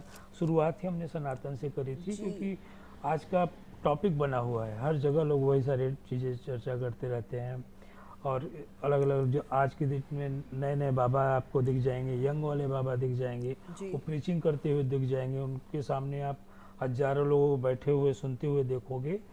तो मैं बड़ा, मतलब मेरे अंदर बहुत बड़ा उलझन है कि ये क्यों भाई, मतलब कुछ भी हो रहा है, लोग सुन रहे हैं, उनको जो बोल रहे हैं वो सुन रहे हैं, उसी पे तालियां बज रही हैं, जबकि सत्य है ही नहीं वो चीज़। अब आप YouTube को देखते हुए जाके उनको चुप तो करा नहीं दोगे, उनका माइक तो बंद नहीं कर दोगे, अंदर एक उलझन सा लगा रहता है। उसी उलझन को सुलझाने के लिए मैं आपके साथ देखिए, बैठा था सब आज। पद भी बिक रहे हैं, सब चीज पैसे से मिल रही है अभी. तो जहाँ पे माया का खेल होगा, बिल्कुल तो फिर स्टैंडर्ड तो डाउन हो ही जाएगा ना. बिल्कुल बिल्कुल। तो चलिए अब आप बात करते हैं, वो जी छोड़िए, उसका तो कोई जी अंत ही नहीं है। जी, वो मेरे ख्याल से सत्संग में आज एक आप प्रपंच है। इसको आप भस्म बना दीजिए, क्योंकि आज आपने बिल्कुल भस्म करना ही धारण है, कर ली बिल्कुल है, बिल्कुल कि बिल्कुल दूसरे की वृत्तियों में हमें जाना ही नहीं है, बिल्कुल। और हम अपनी डेस्टिनी को देखें. विवेकानंद जी ने, स्वामी विवेकानंद जी ने कहा था कि जो आप देखते हैं, सुनते हैं, पाते हैं, खाते हैं, वो कहीं ना कहीं रिवर्स होके आता है आपके दिमाग में। जी आपका व्यक्तित्व आपके अंदर जी एक थॉट बन के आएगा, जी जरूर आएगा। जी तो हम कोशिश यही करते हैं कि ऐसी चीज़ें न दिखें, न सुने। जी. लेकिन अभी तक इतना कचरा, गार्बेज भरा हुआ था मेरे दिमाग में। आई एम ग्रेटफुल कि और वो आपने मेरे को और दिया, मैंने और बहुत I will always I am blessing you, कि नाउ आफ्टर टुडे आज का जो हमारा वार्तालाप हुआ है, आज के बाद आप ये सब भूल जाएं, बिल्कुल और अपनी जो प्रेशियस, जो मेरी ये जर्नी है, वो मैं ब्रह्म में लीन हो के आनंद में लीन हो जाऊँ. हिमालय वहाँ नहीं है, हिमालय तो मैं हूँ, बिल्कुल जहाँ सब चीज वन हो गई है. सही बात, दूध में चीनी मिलने के बाद अलग नहीं हो सकता. बिल्कुल। तो तो जी सही बात है, वो सारी चीज़ें खैर रहेंगी, और उस पे हमें जाना भी नहीं है, जो जी कि प्रपंच ही होगा, न कि सत्संग होगा, जी और प्रपंच में पढ़ना अच्छा नहीं है। जी अब मैं बात करता हूँ ज्योतिर्मयी माँ की, जी जो कि आप हैं और आप हमारे सामने हैं। जी. हमें आपसे अच्छी अच्छी चीज़ें समझनी है, जाननी बिल्कुल, है श्योर, है ना। डेफिनेटली. थोड़ा और जानेंगे आपके बारे में, कि आप ज्योतिर्मयी बनी आज की 15 साल या 12 साल की उम्र में ही बन गए थे। देखिए, मेरी जर्नी तो 21-22 साल की शुरू हो गई थी. मैंने दादा लक्ष्मी भगवान थे, उनका सत्संग अटेंड किया था. मेरे ब्रदर थे, उनकी यंग डेथ हो गई थी. तो हमारी फैमिली में एक बहुत ट्रॉमा हुआ था. वो he was my only brother, Elder brother. Okay. So my aunty, अभी वो उनका भी शरीर छूट गया है, तो वो मुझे कहती हैं कि मैं अपने पेरेंट्स को देख रही थी, I was taking care of my parents, तो तब शी टुक मी टू सत्संग। तो वहाँ पर मैं आज कहे बिना बिल्कुल भी नहीं रह सकती हूँ। प्लीज। जो टाइम्स ऑफ इंडिया की जो ओनर हैं Indu Jain ji, Shrimati Indu Jain ji, she was like a mother to me. And वो देखती थी कि कौन अच्छा साधक है, उनको चुन के फिर एक अलग अटेंशन से वो उनको ग्रो करती थी। मतलब उनको, जैसे हमको गीता क्लास अलग होती थी, स्पेशल उनके लिए वो सिलेक्ट करती थी पूरे दिल्ली में, सिर्फ उनके लिए वो गीता क्लास होती थी। हम वहाँ जाते थे, रोज़ एक श्लोक की व्याख्या होती थी। तो ऐसे करके इंदू माँ ने मेरे ऊपर बहुत मेहनत की, और मैं भी बच्चा थी उस समय, आप सोच लीजिए, मतलब 21-22 साल की थी जब की ये घटना है। आज से मे बी 40 ईयर्स, 87 की बात आप सोचिए। तो छोटे छोटे हम थे, और फिर उन्होंने हमारे ऊपर काम करना शुरू कर दिया। फिर मैंने उनका बहुत संग किया। फिर जो मेरी शक्ति आंटी थी, वो दादी थी, उनसे मेरा सपोर्ट। फिर उन्होंने जो ग्रंथों को कहा था पढ़ो, मैं उनका अध्ययन करती थी। इंदू माँ का बहुत सपोर्ट था। उन्होंने मेरा जो, वो मेरी एक आइडियल थी, बहुत ही ग्रेसफुल पर्सनालिटी थी, और बहुत सेवा भाव था जो मैंने उनसे सीखा है। वो कभी परवाह नहीं करती थी पैसे धन की मतलब, और वो एक अपनी उनकी एक पर्सनालिटी थी जो मैंने आज तक सेकंड पर्सनालिटी वैसी नहीं देखी है। इतना धनी होते हुए भी वो एक सिंपल लाइफ जीती थी। ज्योति मैं जितना मैं आपके बारे में जानता हूँ, जी। आपने अपना परिवार त्याग दिया, आपका परिवार रहा है, आपने त्याग दिया, और आपने अपना प्रॉपर्टी त्याग दिया। आज की डेट में आप हरिद्वार में रहती हैं, एक संत वाली जीवन जी रही हैं। जी। एक नारी के लिए, एक वुमेन बॉडी जो होती है आज की संसारिक वाली, उनके लिए कितना चैलेंज है ये? देखिए, मैं तो अपनी डेस्टिनी पे बहुत विश्वास करती हूँ। पहले बनी प्रारब्ध, फिर बना शरीर। तो मेरी प्रारब्ध में शायद ऐसा ही ये मेरा रहा। फादर का सपोर्ट लिखा हुआ था। ये जो है जहाँ मैं रह रही थी, ये भी मेरे फादर का था, और जो फाइनेंशियली भी अभी तक वही मेरा सपोर्ट है पूर्ण रूप से। तो आई बिलीव इन डेस्टिनी। अगर हम सच्चे हैं तो सच्चे रास्ते भी खुलेंगे, सच्चे सद्गुरुदेव भी मिलेंगे। हमें कहीं ढूंढना नहीं है, कहीं जाना नहीं है। मेरे तो द्वार पर भी चल के आते हुए मैंने गुरु को देखा है। इंदू माँ आ जाती थी, मेरे मेरे मेरे घर में आ जाती थी मिलने के लिए। She was a great person, great personality. And help करने की भी उस समय एक थोड़ा हम लोग मेंटली भी वीक हो जाते हैं, तो उन्होंने मुझे बहुत सपोर्ट किया। अध्यात्म में भी उन्होंने एक सही मार्गदर्शन किया। उसके बाद में 2005 में जब इंदू माँ शरीर छोड़ी? नहीं, उन्होंने शरीर तो भी 3 साल पहले अक्षय तृतीया पे छोड़ा है। अच्छा। But she joined someone else, and I left that and I joined Jagat Guru Shankaracharya. वो भी मैंने किया नहीं, अपने आप हुआ। तो त्याग भी मैंने कुछ किया नहीं है संजय जी। अगर आप कहें कि मैंने कोई त्याग किया है, वो सर्कमस्टांसिस ऐसे जैसे सांप की केंचुली नहीं उतरती है, वो अपने आप उतरती है। उसने एक कुंडी में एक कहीं एक कुछ पेड़ का कोई वैसा ढूंढता है, कोई कोना सा छोटा सा, उसमें वो अपने मुख से वो अड़ाता है, और उसके बीच में से धीरे धीरे धीरे धीरे धीरे करके निकलता रहता है। वो सांप कुछ नहीं कर रहा। अब आपने, मैंने इतनी केंचुलियां देखी, कहीं से डैमेज भी नहीं हो। क्या चैलेंज आता है अध्यात्म में, अगर कोई एक नारी शरीर है और वो संत के रूप देखिए, में? आप सच्चे हैं, कोई रुकावट नहीं आएगी। I believe in that.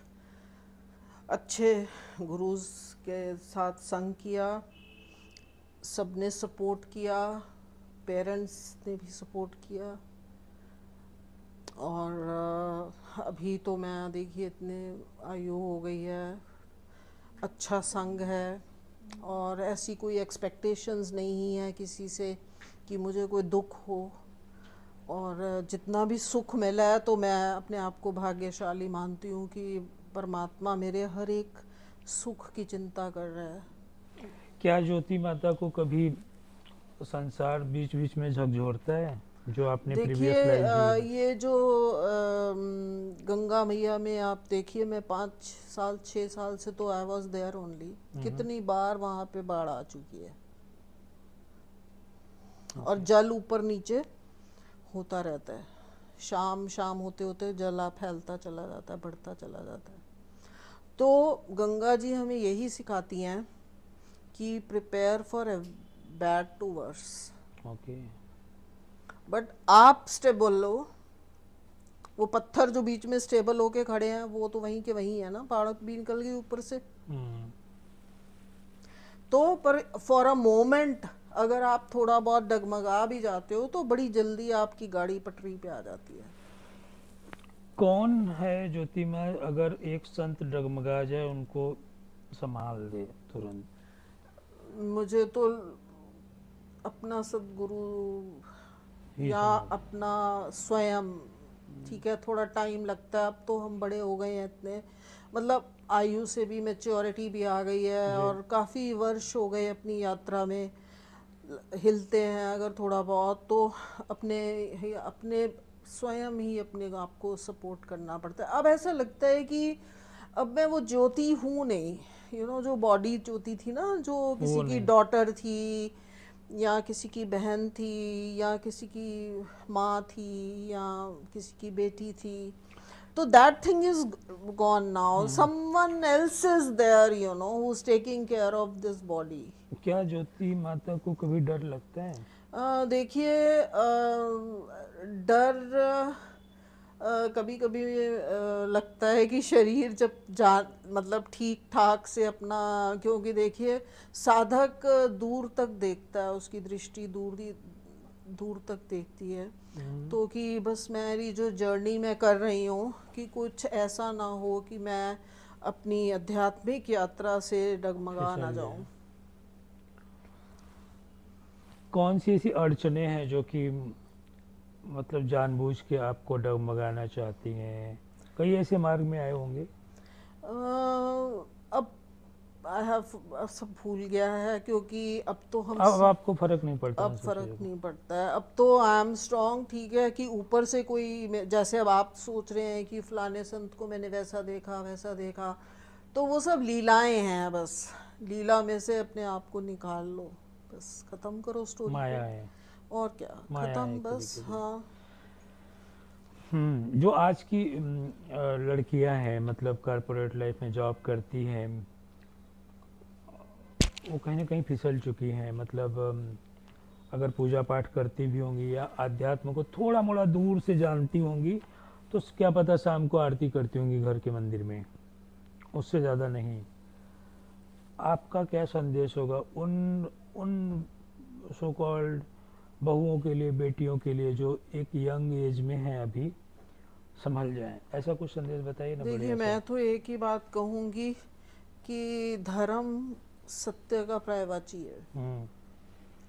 ठीक है, और सनातन मतलब मैं अनादि हूँ। हम्म। तो अगर मैं अनादि हूँ, मैं सत्य हूँ और मैं ही धर्म हूँ, तो मुझे उसमें रहना पड़ेगा ना। और अगर मैं नहीं रहूँगा तो डगमगाऊंगा और गिर जाऊंगा या जख्मी हो जाऊंगा। तो बस अगर आप सनातनी बने, सच्चे सत्य के मार्ग पे चलें, तो कोई कलयुग को भी आप धक्का मार सकते हो। बिल्कुल बिल्कुल। कलयुग कौन है? मेरे भीतर का ज्ञान ही कलयुग है। हम्म। अभी अगर आप कहें तो कलयुग क्या है? ज्ञान ही तो है। बिल्कुल बिल्कुल, ज्ञानी है। अधर्म है, अधर्म को आप सपोर्ट कर रहे हो तो आप कलयुगी हो। हम्म। अब वो वो तीनों गुण छोड़ जो, दो तो आप कलयुग उसी बिल्कुल, समय समाप्त हो वही गया। तीनों गुण जो कलयुग सतोगुण। भी उन्हीं के घर में है जो अधर्मी है। बिल्कुल। जो अच्छे भी सात्विक प्रकृति सतोगुणी वृत्तियों में रहते हैं, उनके घर में कोई कलयुग नहीं है, उनके घर में सतयुग ही है अभी भी। और स्त्री पुरुष का भेद अब मेरे को तो कोई फर्क पड़ता नहीं है, क्योंकि अब हमने वो सब चीज़ें पीछे छोड़ दी हैं। ना तो कोई पद की कामना है, ना कुछ करने की कि मैं ये बन जाता, वो कर लेता, वो कर लेता। Totally prepared for everything for my last journey. व्रत के बारे में आप क्या कहना चाहेंगे? कल एकादशी व्रत था जी।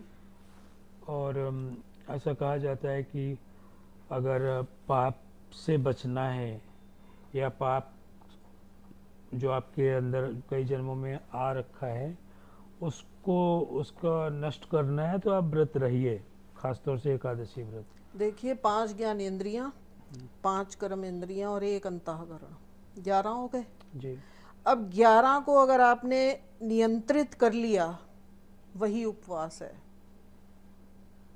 भोजन तो आपने, पर यह है कि शुक्र है आपने उपवास किया तो आपको सारा दिन याद है कि आज मैं गलत काम नहीं करूं, अपनी इंद्रियों पे नियंत्रित रखूं, तो बहुत सारी चीज़ों से आप पाप कर्मों से भी बच जाओगे।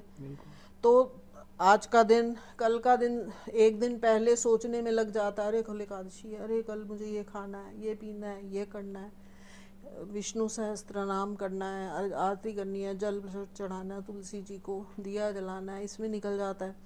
अगले दिन आपको पूर्णाहुति करना है, उसमें निकल, अरे एकादशी थी यार, 3 दिन तो तो प्योर हो गया द्वादशी वैसे। का अपना महत्व शुरू हो जाता है। यस। तो आई बिलीव कि ये जो 11 हैं, सारा खेल इन्हीं का है। इनको आप नियंत्रित कीजिए, इनसे आप अच्छे कर्म कीजिए, अच्छा अंतःकरण, मन बुद्धि चित्त अहंकार को शांत रखिए, स्वच्छ रखिए, और परमात्मा के को जानने में उसकी संतान अपने आप को समझिए, झूठ मत बोलिए परमात्मा से, तो अपनी यात्रा बढ़िया रहेगी। झूठ बोलना भी पाप है ना? झूठ बोलना पाप है, पर कई बार हम किसी को बचाने के लिए भी झूठ बोल देते हैं। कि भैया, जैसे मैंने किसी चीज़, जैसे कई बार ऐसा होता है कि मैं फ़ोन पे बात कर रही हूँ और मुझे नहीं बात करनी है, तो मैं कह देती हूँ नहीं अभी तो मैं ये कर रही हूँ या वो कर रही हूँ, तो पर कई बार हम ऐसे झूठ बोल देते हैं, बट वहाँ ऊपर थोड़ी बहुत माफ़ी मिल जाती है, ऐसे कि हम किसी का हार्म नहीं कर रहे हैं। जैसे हत्या करना पाप है, हाँ, लेकिन बॉर्डर पे खड़े हमारे सेना हत्या ही करते हैं, लेकिन वहाँ पे तो शौर्य पदक भी मिलता है अपनी उनको। जर्नी में हम किसी का हार्म ना करें, बस वो हमारा लक्ष्य होना चाहिए। वो संत करता नहीं है। एक चीज़ मेरे अंदर अभी भी है, बहुत बड़ा क्वेश्चन है और कहीं आंसर नहीं मिल पाया ठीक से। अगर कोई गलत काम कर रहा है और मैं उसको सपोर्ट करने चला गया, या कोई भूखा है, गरीब है, और मैंने उसको सपोर्ट कर दिया क्योंकि उसको खाना नहीं मिल रहा है, मैं जाके खाना लेके दे दिया, या उसके पास पैसे नहीं, मैंने कुछ मुद्रा दे दिए कि लो भाई इससे काम चल जाएगा आपका, तो कहीं ना कहीं उस इंसान को वो अपना प्रारब्ध भोग रहा है। वो गलत किया था कई जन्मों में, इसलिए उसकी ये नौबत आ गई जो कि प्रभु ने कराया। प्रभु ने ही सजा दी कि उसको खाना नहीं मिल रहा है, मैंने जाके खाना दे दिया, ये तो मैंने प्रभु के काम में इंटरफेयर कर दिया ना। किसी को सजा सोचिए, जैसे तो जो जैसे तब तो मैंने भी पाप कर दिया एक तरीके से। कुछ पाप नहीं किया है। देखिए, जब हमारी साधना का जो फेसेस होते हैं, अगर हमें, जैसे हम भक्ति मार्ग में होते हैं, तो भगवान ने दया करना, सेवा करना, ये हमें सिखाया जाता है, मरना, मिटना, झुकना। तो वो भी एक हमारा, जैसे केमिस्ट्री, फिजिक्स, बायो पढ़ते हो आप, अलग अलग सब्जेक्ट्स, तभी एक कक्षा को पास किया जाता एग्जाम्पल थोड़ा देते हैं तो ये सेवा भी हमें, अगर हमारे में नहीं है, वो वाला भाव हमारे में नहीं है, तो फिर हम अच्छे साधक भी नहीं हो सकते। नहीं, सेवा माता जी तो हो गया, सेवा हमने किया, हम तो सेवा भाव से जाके उनको दान दे दिए या खाना खिला दिए, या नहीं चल पा रहा तो उठा के उनको बैठा दिए किसी गाड़ी पे कि हाँ आप चले जाइए जी। लेकिन वो इंसान, वो जीव तो प्रभु का है जो कि अपना प्रारब्ध भुगत रहा है, तो हमने तो भगवान के काम में इंटरफेयर किया। एक और एग्जांपल देता हूँ मॉडर्न टाइप का। जजमेंट आया, मतलब मान लीजिए किसी जज साहब ने जजमेंट सुना दिया कि आप को 5 साल की सजा दी जाती है और आज जाइए, आप सीधे लॉकअप में जाएंगे, ठीक है, घर नहीं जाना है। तो उनको पुलिस पकड़ के ले जा रही है, हाथ हथकंडे लगा के बांध बांध के। और मुझे लगा कि अरे यार ये तो इसके हाथ बंधे हुए हैं, इसके पैर में जंजीर है, इसको तो कष्ट हो रहा होगा। मैं पहुंच गया उनका सेवा करने, उनका जंजीर काटने, हाथ छुड़ाने, पुलिस वाले को अपने ताकत से उसको भगा भी दिया। तो मैंने जज साहब के जजमेंट में इंटरफेयर किया, जो कि पाप हो गया। या अब मेरे से भी कानून के खिलाफ एक गलती हो गई एक तरीके से देखा जाए तो सेम वहाँ भी उनका प्रारब्ध वो भुगत रहा है और मैं जाके सेवा कर रहा हूँ कि मैं तो पुण्य का काम कर रहा हूँ जी, लेकिन प्रभु के काम में तो इंटरफेयर हो गए। तो फिर जब आप ज्ञान मार्ग में, इसीलिए ज्ञान और भक्ति दोनों की अपनी प्रतिक्रियाएं हैं। तो ज्ञान आपको बोलेगा कि ऐसे मत करो, भक्ति कहेगी ऐसे कर लो, लेकिन आप करोगे ही नहीं, क्योंकि आप नहीं कर पाओगे, क्योंकि आप सच्चाई को जानते हैं, आप सच्चाई को समझते हैं, और उसको जो दंड मिला है आपको पता है कि उसको इसलिए भोगना पड़ रहा है। एक बार ना एक सन्यासी थे, अशोकपुरी जी महाराज जी। सूरतगिरी बंगला से थे, मेरे पुत्र जैसे थे। तो मुझे कहते थे मैं माता का पुत्र हूँ, ज्योति माँ का। एंड वैसे अभी उनका शरीर छूट गया बहुत यंग एज में, उनको शुगर थी। भरतपुर के एक आश्रम में रहते थे, बहुत हाईली बड़े विद्वान संत थे। तो वो मेरे को कहते थे, ज्योति माँ मेरे आश्रम में एक बहुत ऊंचा वो खजूर ये कोकोनट का पेड़ है, और उस पे बड़े दिन से एक मोटा ताजा अजगर लिपटा हुआ है पेड़ के ऊपर। ये कम से कम 6 साल पुरानी बात है। तो वो मेरे को कहते थे, ज्योति माँ मुझे लगता है कि उसका कौन सा कर्म है, क्योंकि अजगर कैसे एक टहनी पे इतने दिन से वहीं लटका पड़ा है।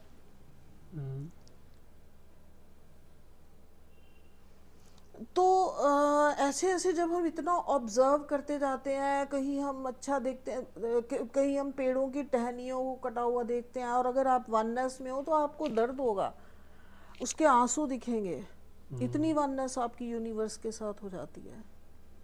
तो ये चीज़ें हमारे तब तक हैं जब तक अद्वैत नहीं हुआ, हम अद्वैत में नहीं आए हैं। जब तक द्वैत है तो ये दुख सुख सब चलते रहेंगे, हमें दया, दान, धर्म, ये सब हमारे मन में आता भी रहेगा, सब चीज़ें चलती भी रहेंगी। लेकिन एक समय आएगा कि जो हो रहा है नेचर में, जब मैं कुछ कर ही नहीं सकता, अभी आप खाना खिला दोगे तो अगली बार का कौन दे रहा है ना। तो फिर इसीलिए मैं जब मैं हरिद्वार में वहाँ पर थी, अभी ऋषिकेश रहती हूँ, तो जंगल में विचरण करना, वहाँ के छोटे छोटे बर्ड्स, एनिमल्स, सांप, बिच्छू, अनेकों प्रकार के कीड़े, पहाड़, पत्थर, उनको ऑब्जर्व करते रहोगे, फिर इधर की तरफ ध्यान ही नहीं जाता, उनकी सुंदरता में जाएगा। हम सुंदर चीज़ों में हमको क्या करना है देख के।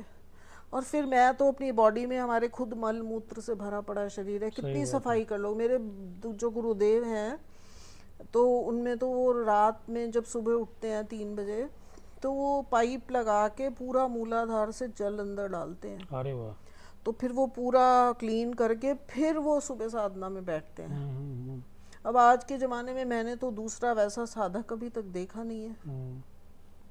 मैंने भी एक संत जैसे ही थे, वो परात में पानी डाल के बैठ जाते थे, अपने उस क्रिया से पानी अंदर करते थे और 45 मिनट तक रखना, एक पोजीशन में बैठना, फिर उस पानी को निकालना, फिर वो पवित्र होते थे एक तरीके से। उनके पवित्रता का ये प्रक्रिया था जी। तो लोगों के अपने अपने जी। लेकिन ठीक है, हम कोशिश जरूर करते हैं कि हम ज़्यादा से ज़्यादा शुद्ध रहें जी। प्रयास देखिए हर एक इंसान हर एक चीज़ के लिए करता है कि मैं जितना ज़्यादा से ज़्यादा शुद्ध रहूँ, हर समय स्नान कर लो, जो भी वस्त्रों को परिवर्तित करते रहो, चेंज करते रहो, धुलते रहे, यू नो।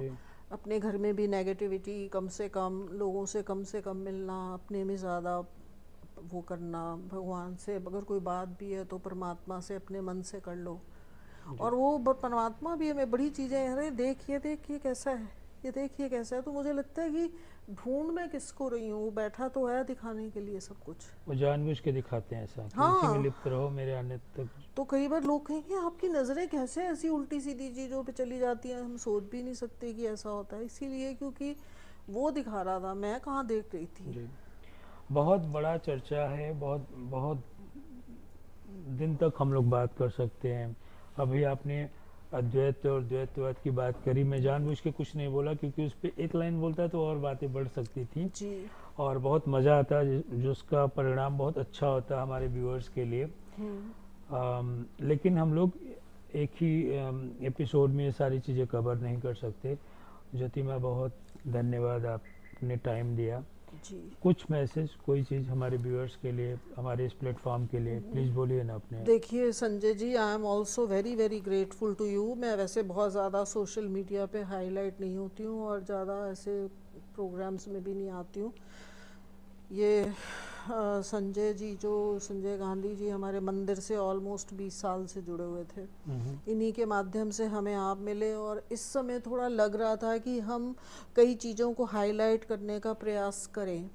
क्योंकि जब एक लेवल पे तो आप अपनी ही प्रतिक्रिया में, अपने में ही व्यस्त होते हैं, आप दूसरी चीज़ें करना ही नहीं चाहते। पर एक समय आता है कि जो यंग जनरेशन है, जो वो उसने अपने आचरण को इतना दूषित कर लिया है कि बोले बिना रहा नहीं जाता। तो मैं तो कुछ ब्लेम नहीं करती। मेरे को लगता है कि अगर माता पिता अपने आचरण को शुद्ध कर लेंगे तो ऑटोमेटिकली उनकी संतान के लिए हमें किसी को कुछ कहना नहीं पड़ेगा। तो जैसे कहते हैं कि अगर बीज अच्छा है तो पौधा भी अच्छा होगा और वृक्ष और फल भी अच्छे होने वाले हैं। एक चीज़ और जी। इस प्लेटफॉर्म के माध्यम से कोई चीज़ आप कॉन्फेस करना चाहते हैं जो आज तक ना किया हो?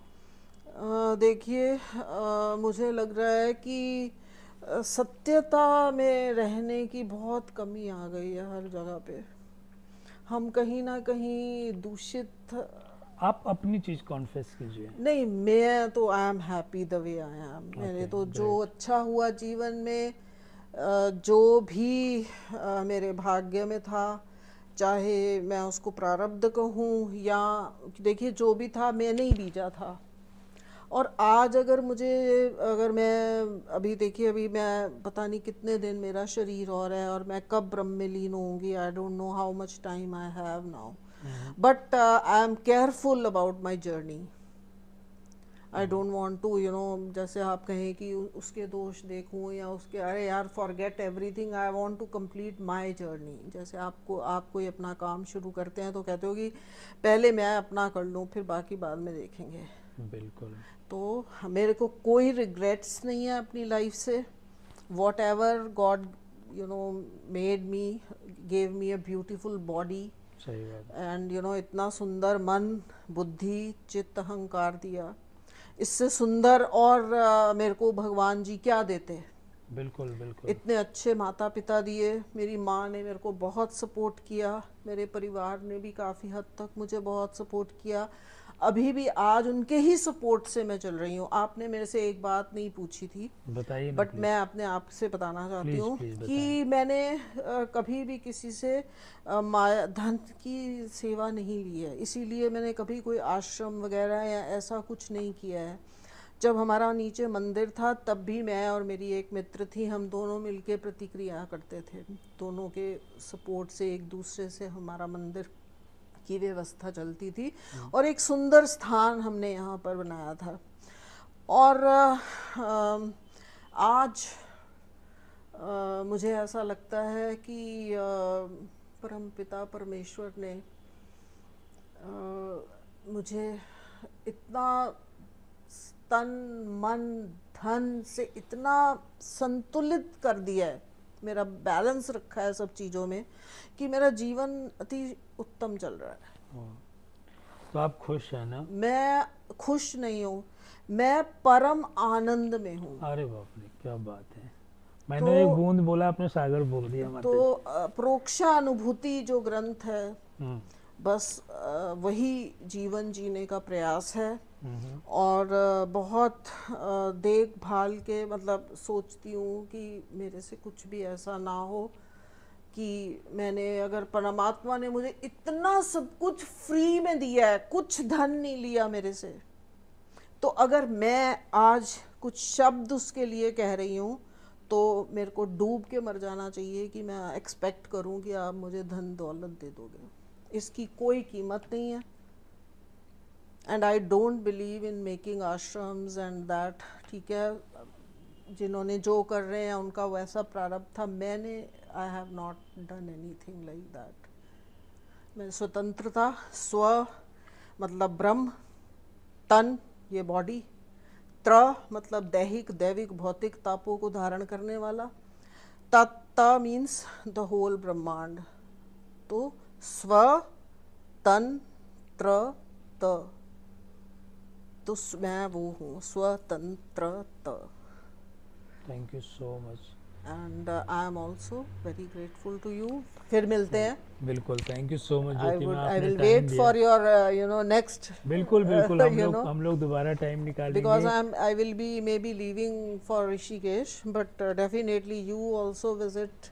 It's a बिल्कुल, beautiful place. नेक्स्ट एपिसोड हम ऋषिकेश में आके शूट करना चाहेंगे जी और वहाँ पे और डिटेल में बात करेंगे, प्योर आध्यात्म पे बात होगी। जी और गंगा मैया के किनारे वहाँ पे हम लोग वहाँ बैठ के बात करेंगे, प्रकृति की गोद में बैठ के बात देखिए, करेंगे। अध्यात्म एंडलेस है, असीमित है, भगवान सही बात। अनिवर्चनीय है। एक शब्द आता है ब्रह्म सूत्र में भी और ग्रंथों में, अनिवर्चनीय। इसका हम कभी भी इसको कभी भी एक्सप्लेन पूरी तरह से हम नहीं कर सकते। वो एक अनुभूति है, अप्रोक्षा अनुभूति है। तो ये सब जो है चीज़ें वो जस्ट एक ठीक है, हम कुछ भी नहीं कर रहे तो चलो इतना सा कर दिया। बिल्कुल, एक छोटा सा कोशिश था। जी thank you so much Jyotima. Okay okay. Thank you so much viewers, and I hope कि मैं आप आप लोग सभी ये वाला रिकॉर्डिंग जो कर रहे हैं उनको भी मैं हाँ धन्यवाद देती हूँ कि आपने इतना लंबा समय मुझे दिया। एंड मुझे तो लग रहा था कि एंडलेस टाइम हो गया बहुत, नहीं अच्छा रहा, ओवरऑल बहुत अच्छा रहा। एंड अपने मैं व्यूअर्स का और टीम का धन्यवाद करना चाहूँगा कि वो टीम बनी रही और बहुत ही पेशेंस के साथ सारी चीज़ें रिकॉर्ड करी। नए नए हमारे पास कैमरे भी आ गए, हमारी टीम भी बढ़ रही है, बड़ी हो रही है। जी एंड मैं व्यूअर से एक अनुरोध करूँगा, अपने जो हमारे गेस्ट होंगे और जो हमारे न्यू व्यूअर्स होंगे, कि आप इस एपिसोड को, इस शूट को हम लोग 3 पार्ट में बांटेंगे। बहुत गहराई से हमने बात करी है, बहुत खुल के बात करी है। आप लोग बहुत खुले दिमाग से सुनिएगा और देखिएगा, अपने कमेंट्स देना मत भूलिएगा। और इस प्रोफाइल टाइम्स के प्लेटफॉर्म को सब्सक्राइब ज़रूर कीजिए, क्योंकि यहाँ पे बहुत ही फिल्टर्ड, बहुत ही प्योर, बहुत ही प्योरिटी के साथ वाला जो बढ़ा हुआ पर्सनालिटी होता है वही आता है। धन्यवाद ये वाला एपिसोड देखने के लिए। अपना खूब ख्याल रखिए। हर हर महादेव। जय हिंद। आप सभी जय को भारत। बहुत बहुत मेरी शुभकामनाएं, आपकी टीम को भी, आपको भी और प्रोफाइल टाइम्स को भी। Thank you so much. NaMo Narayan.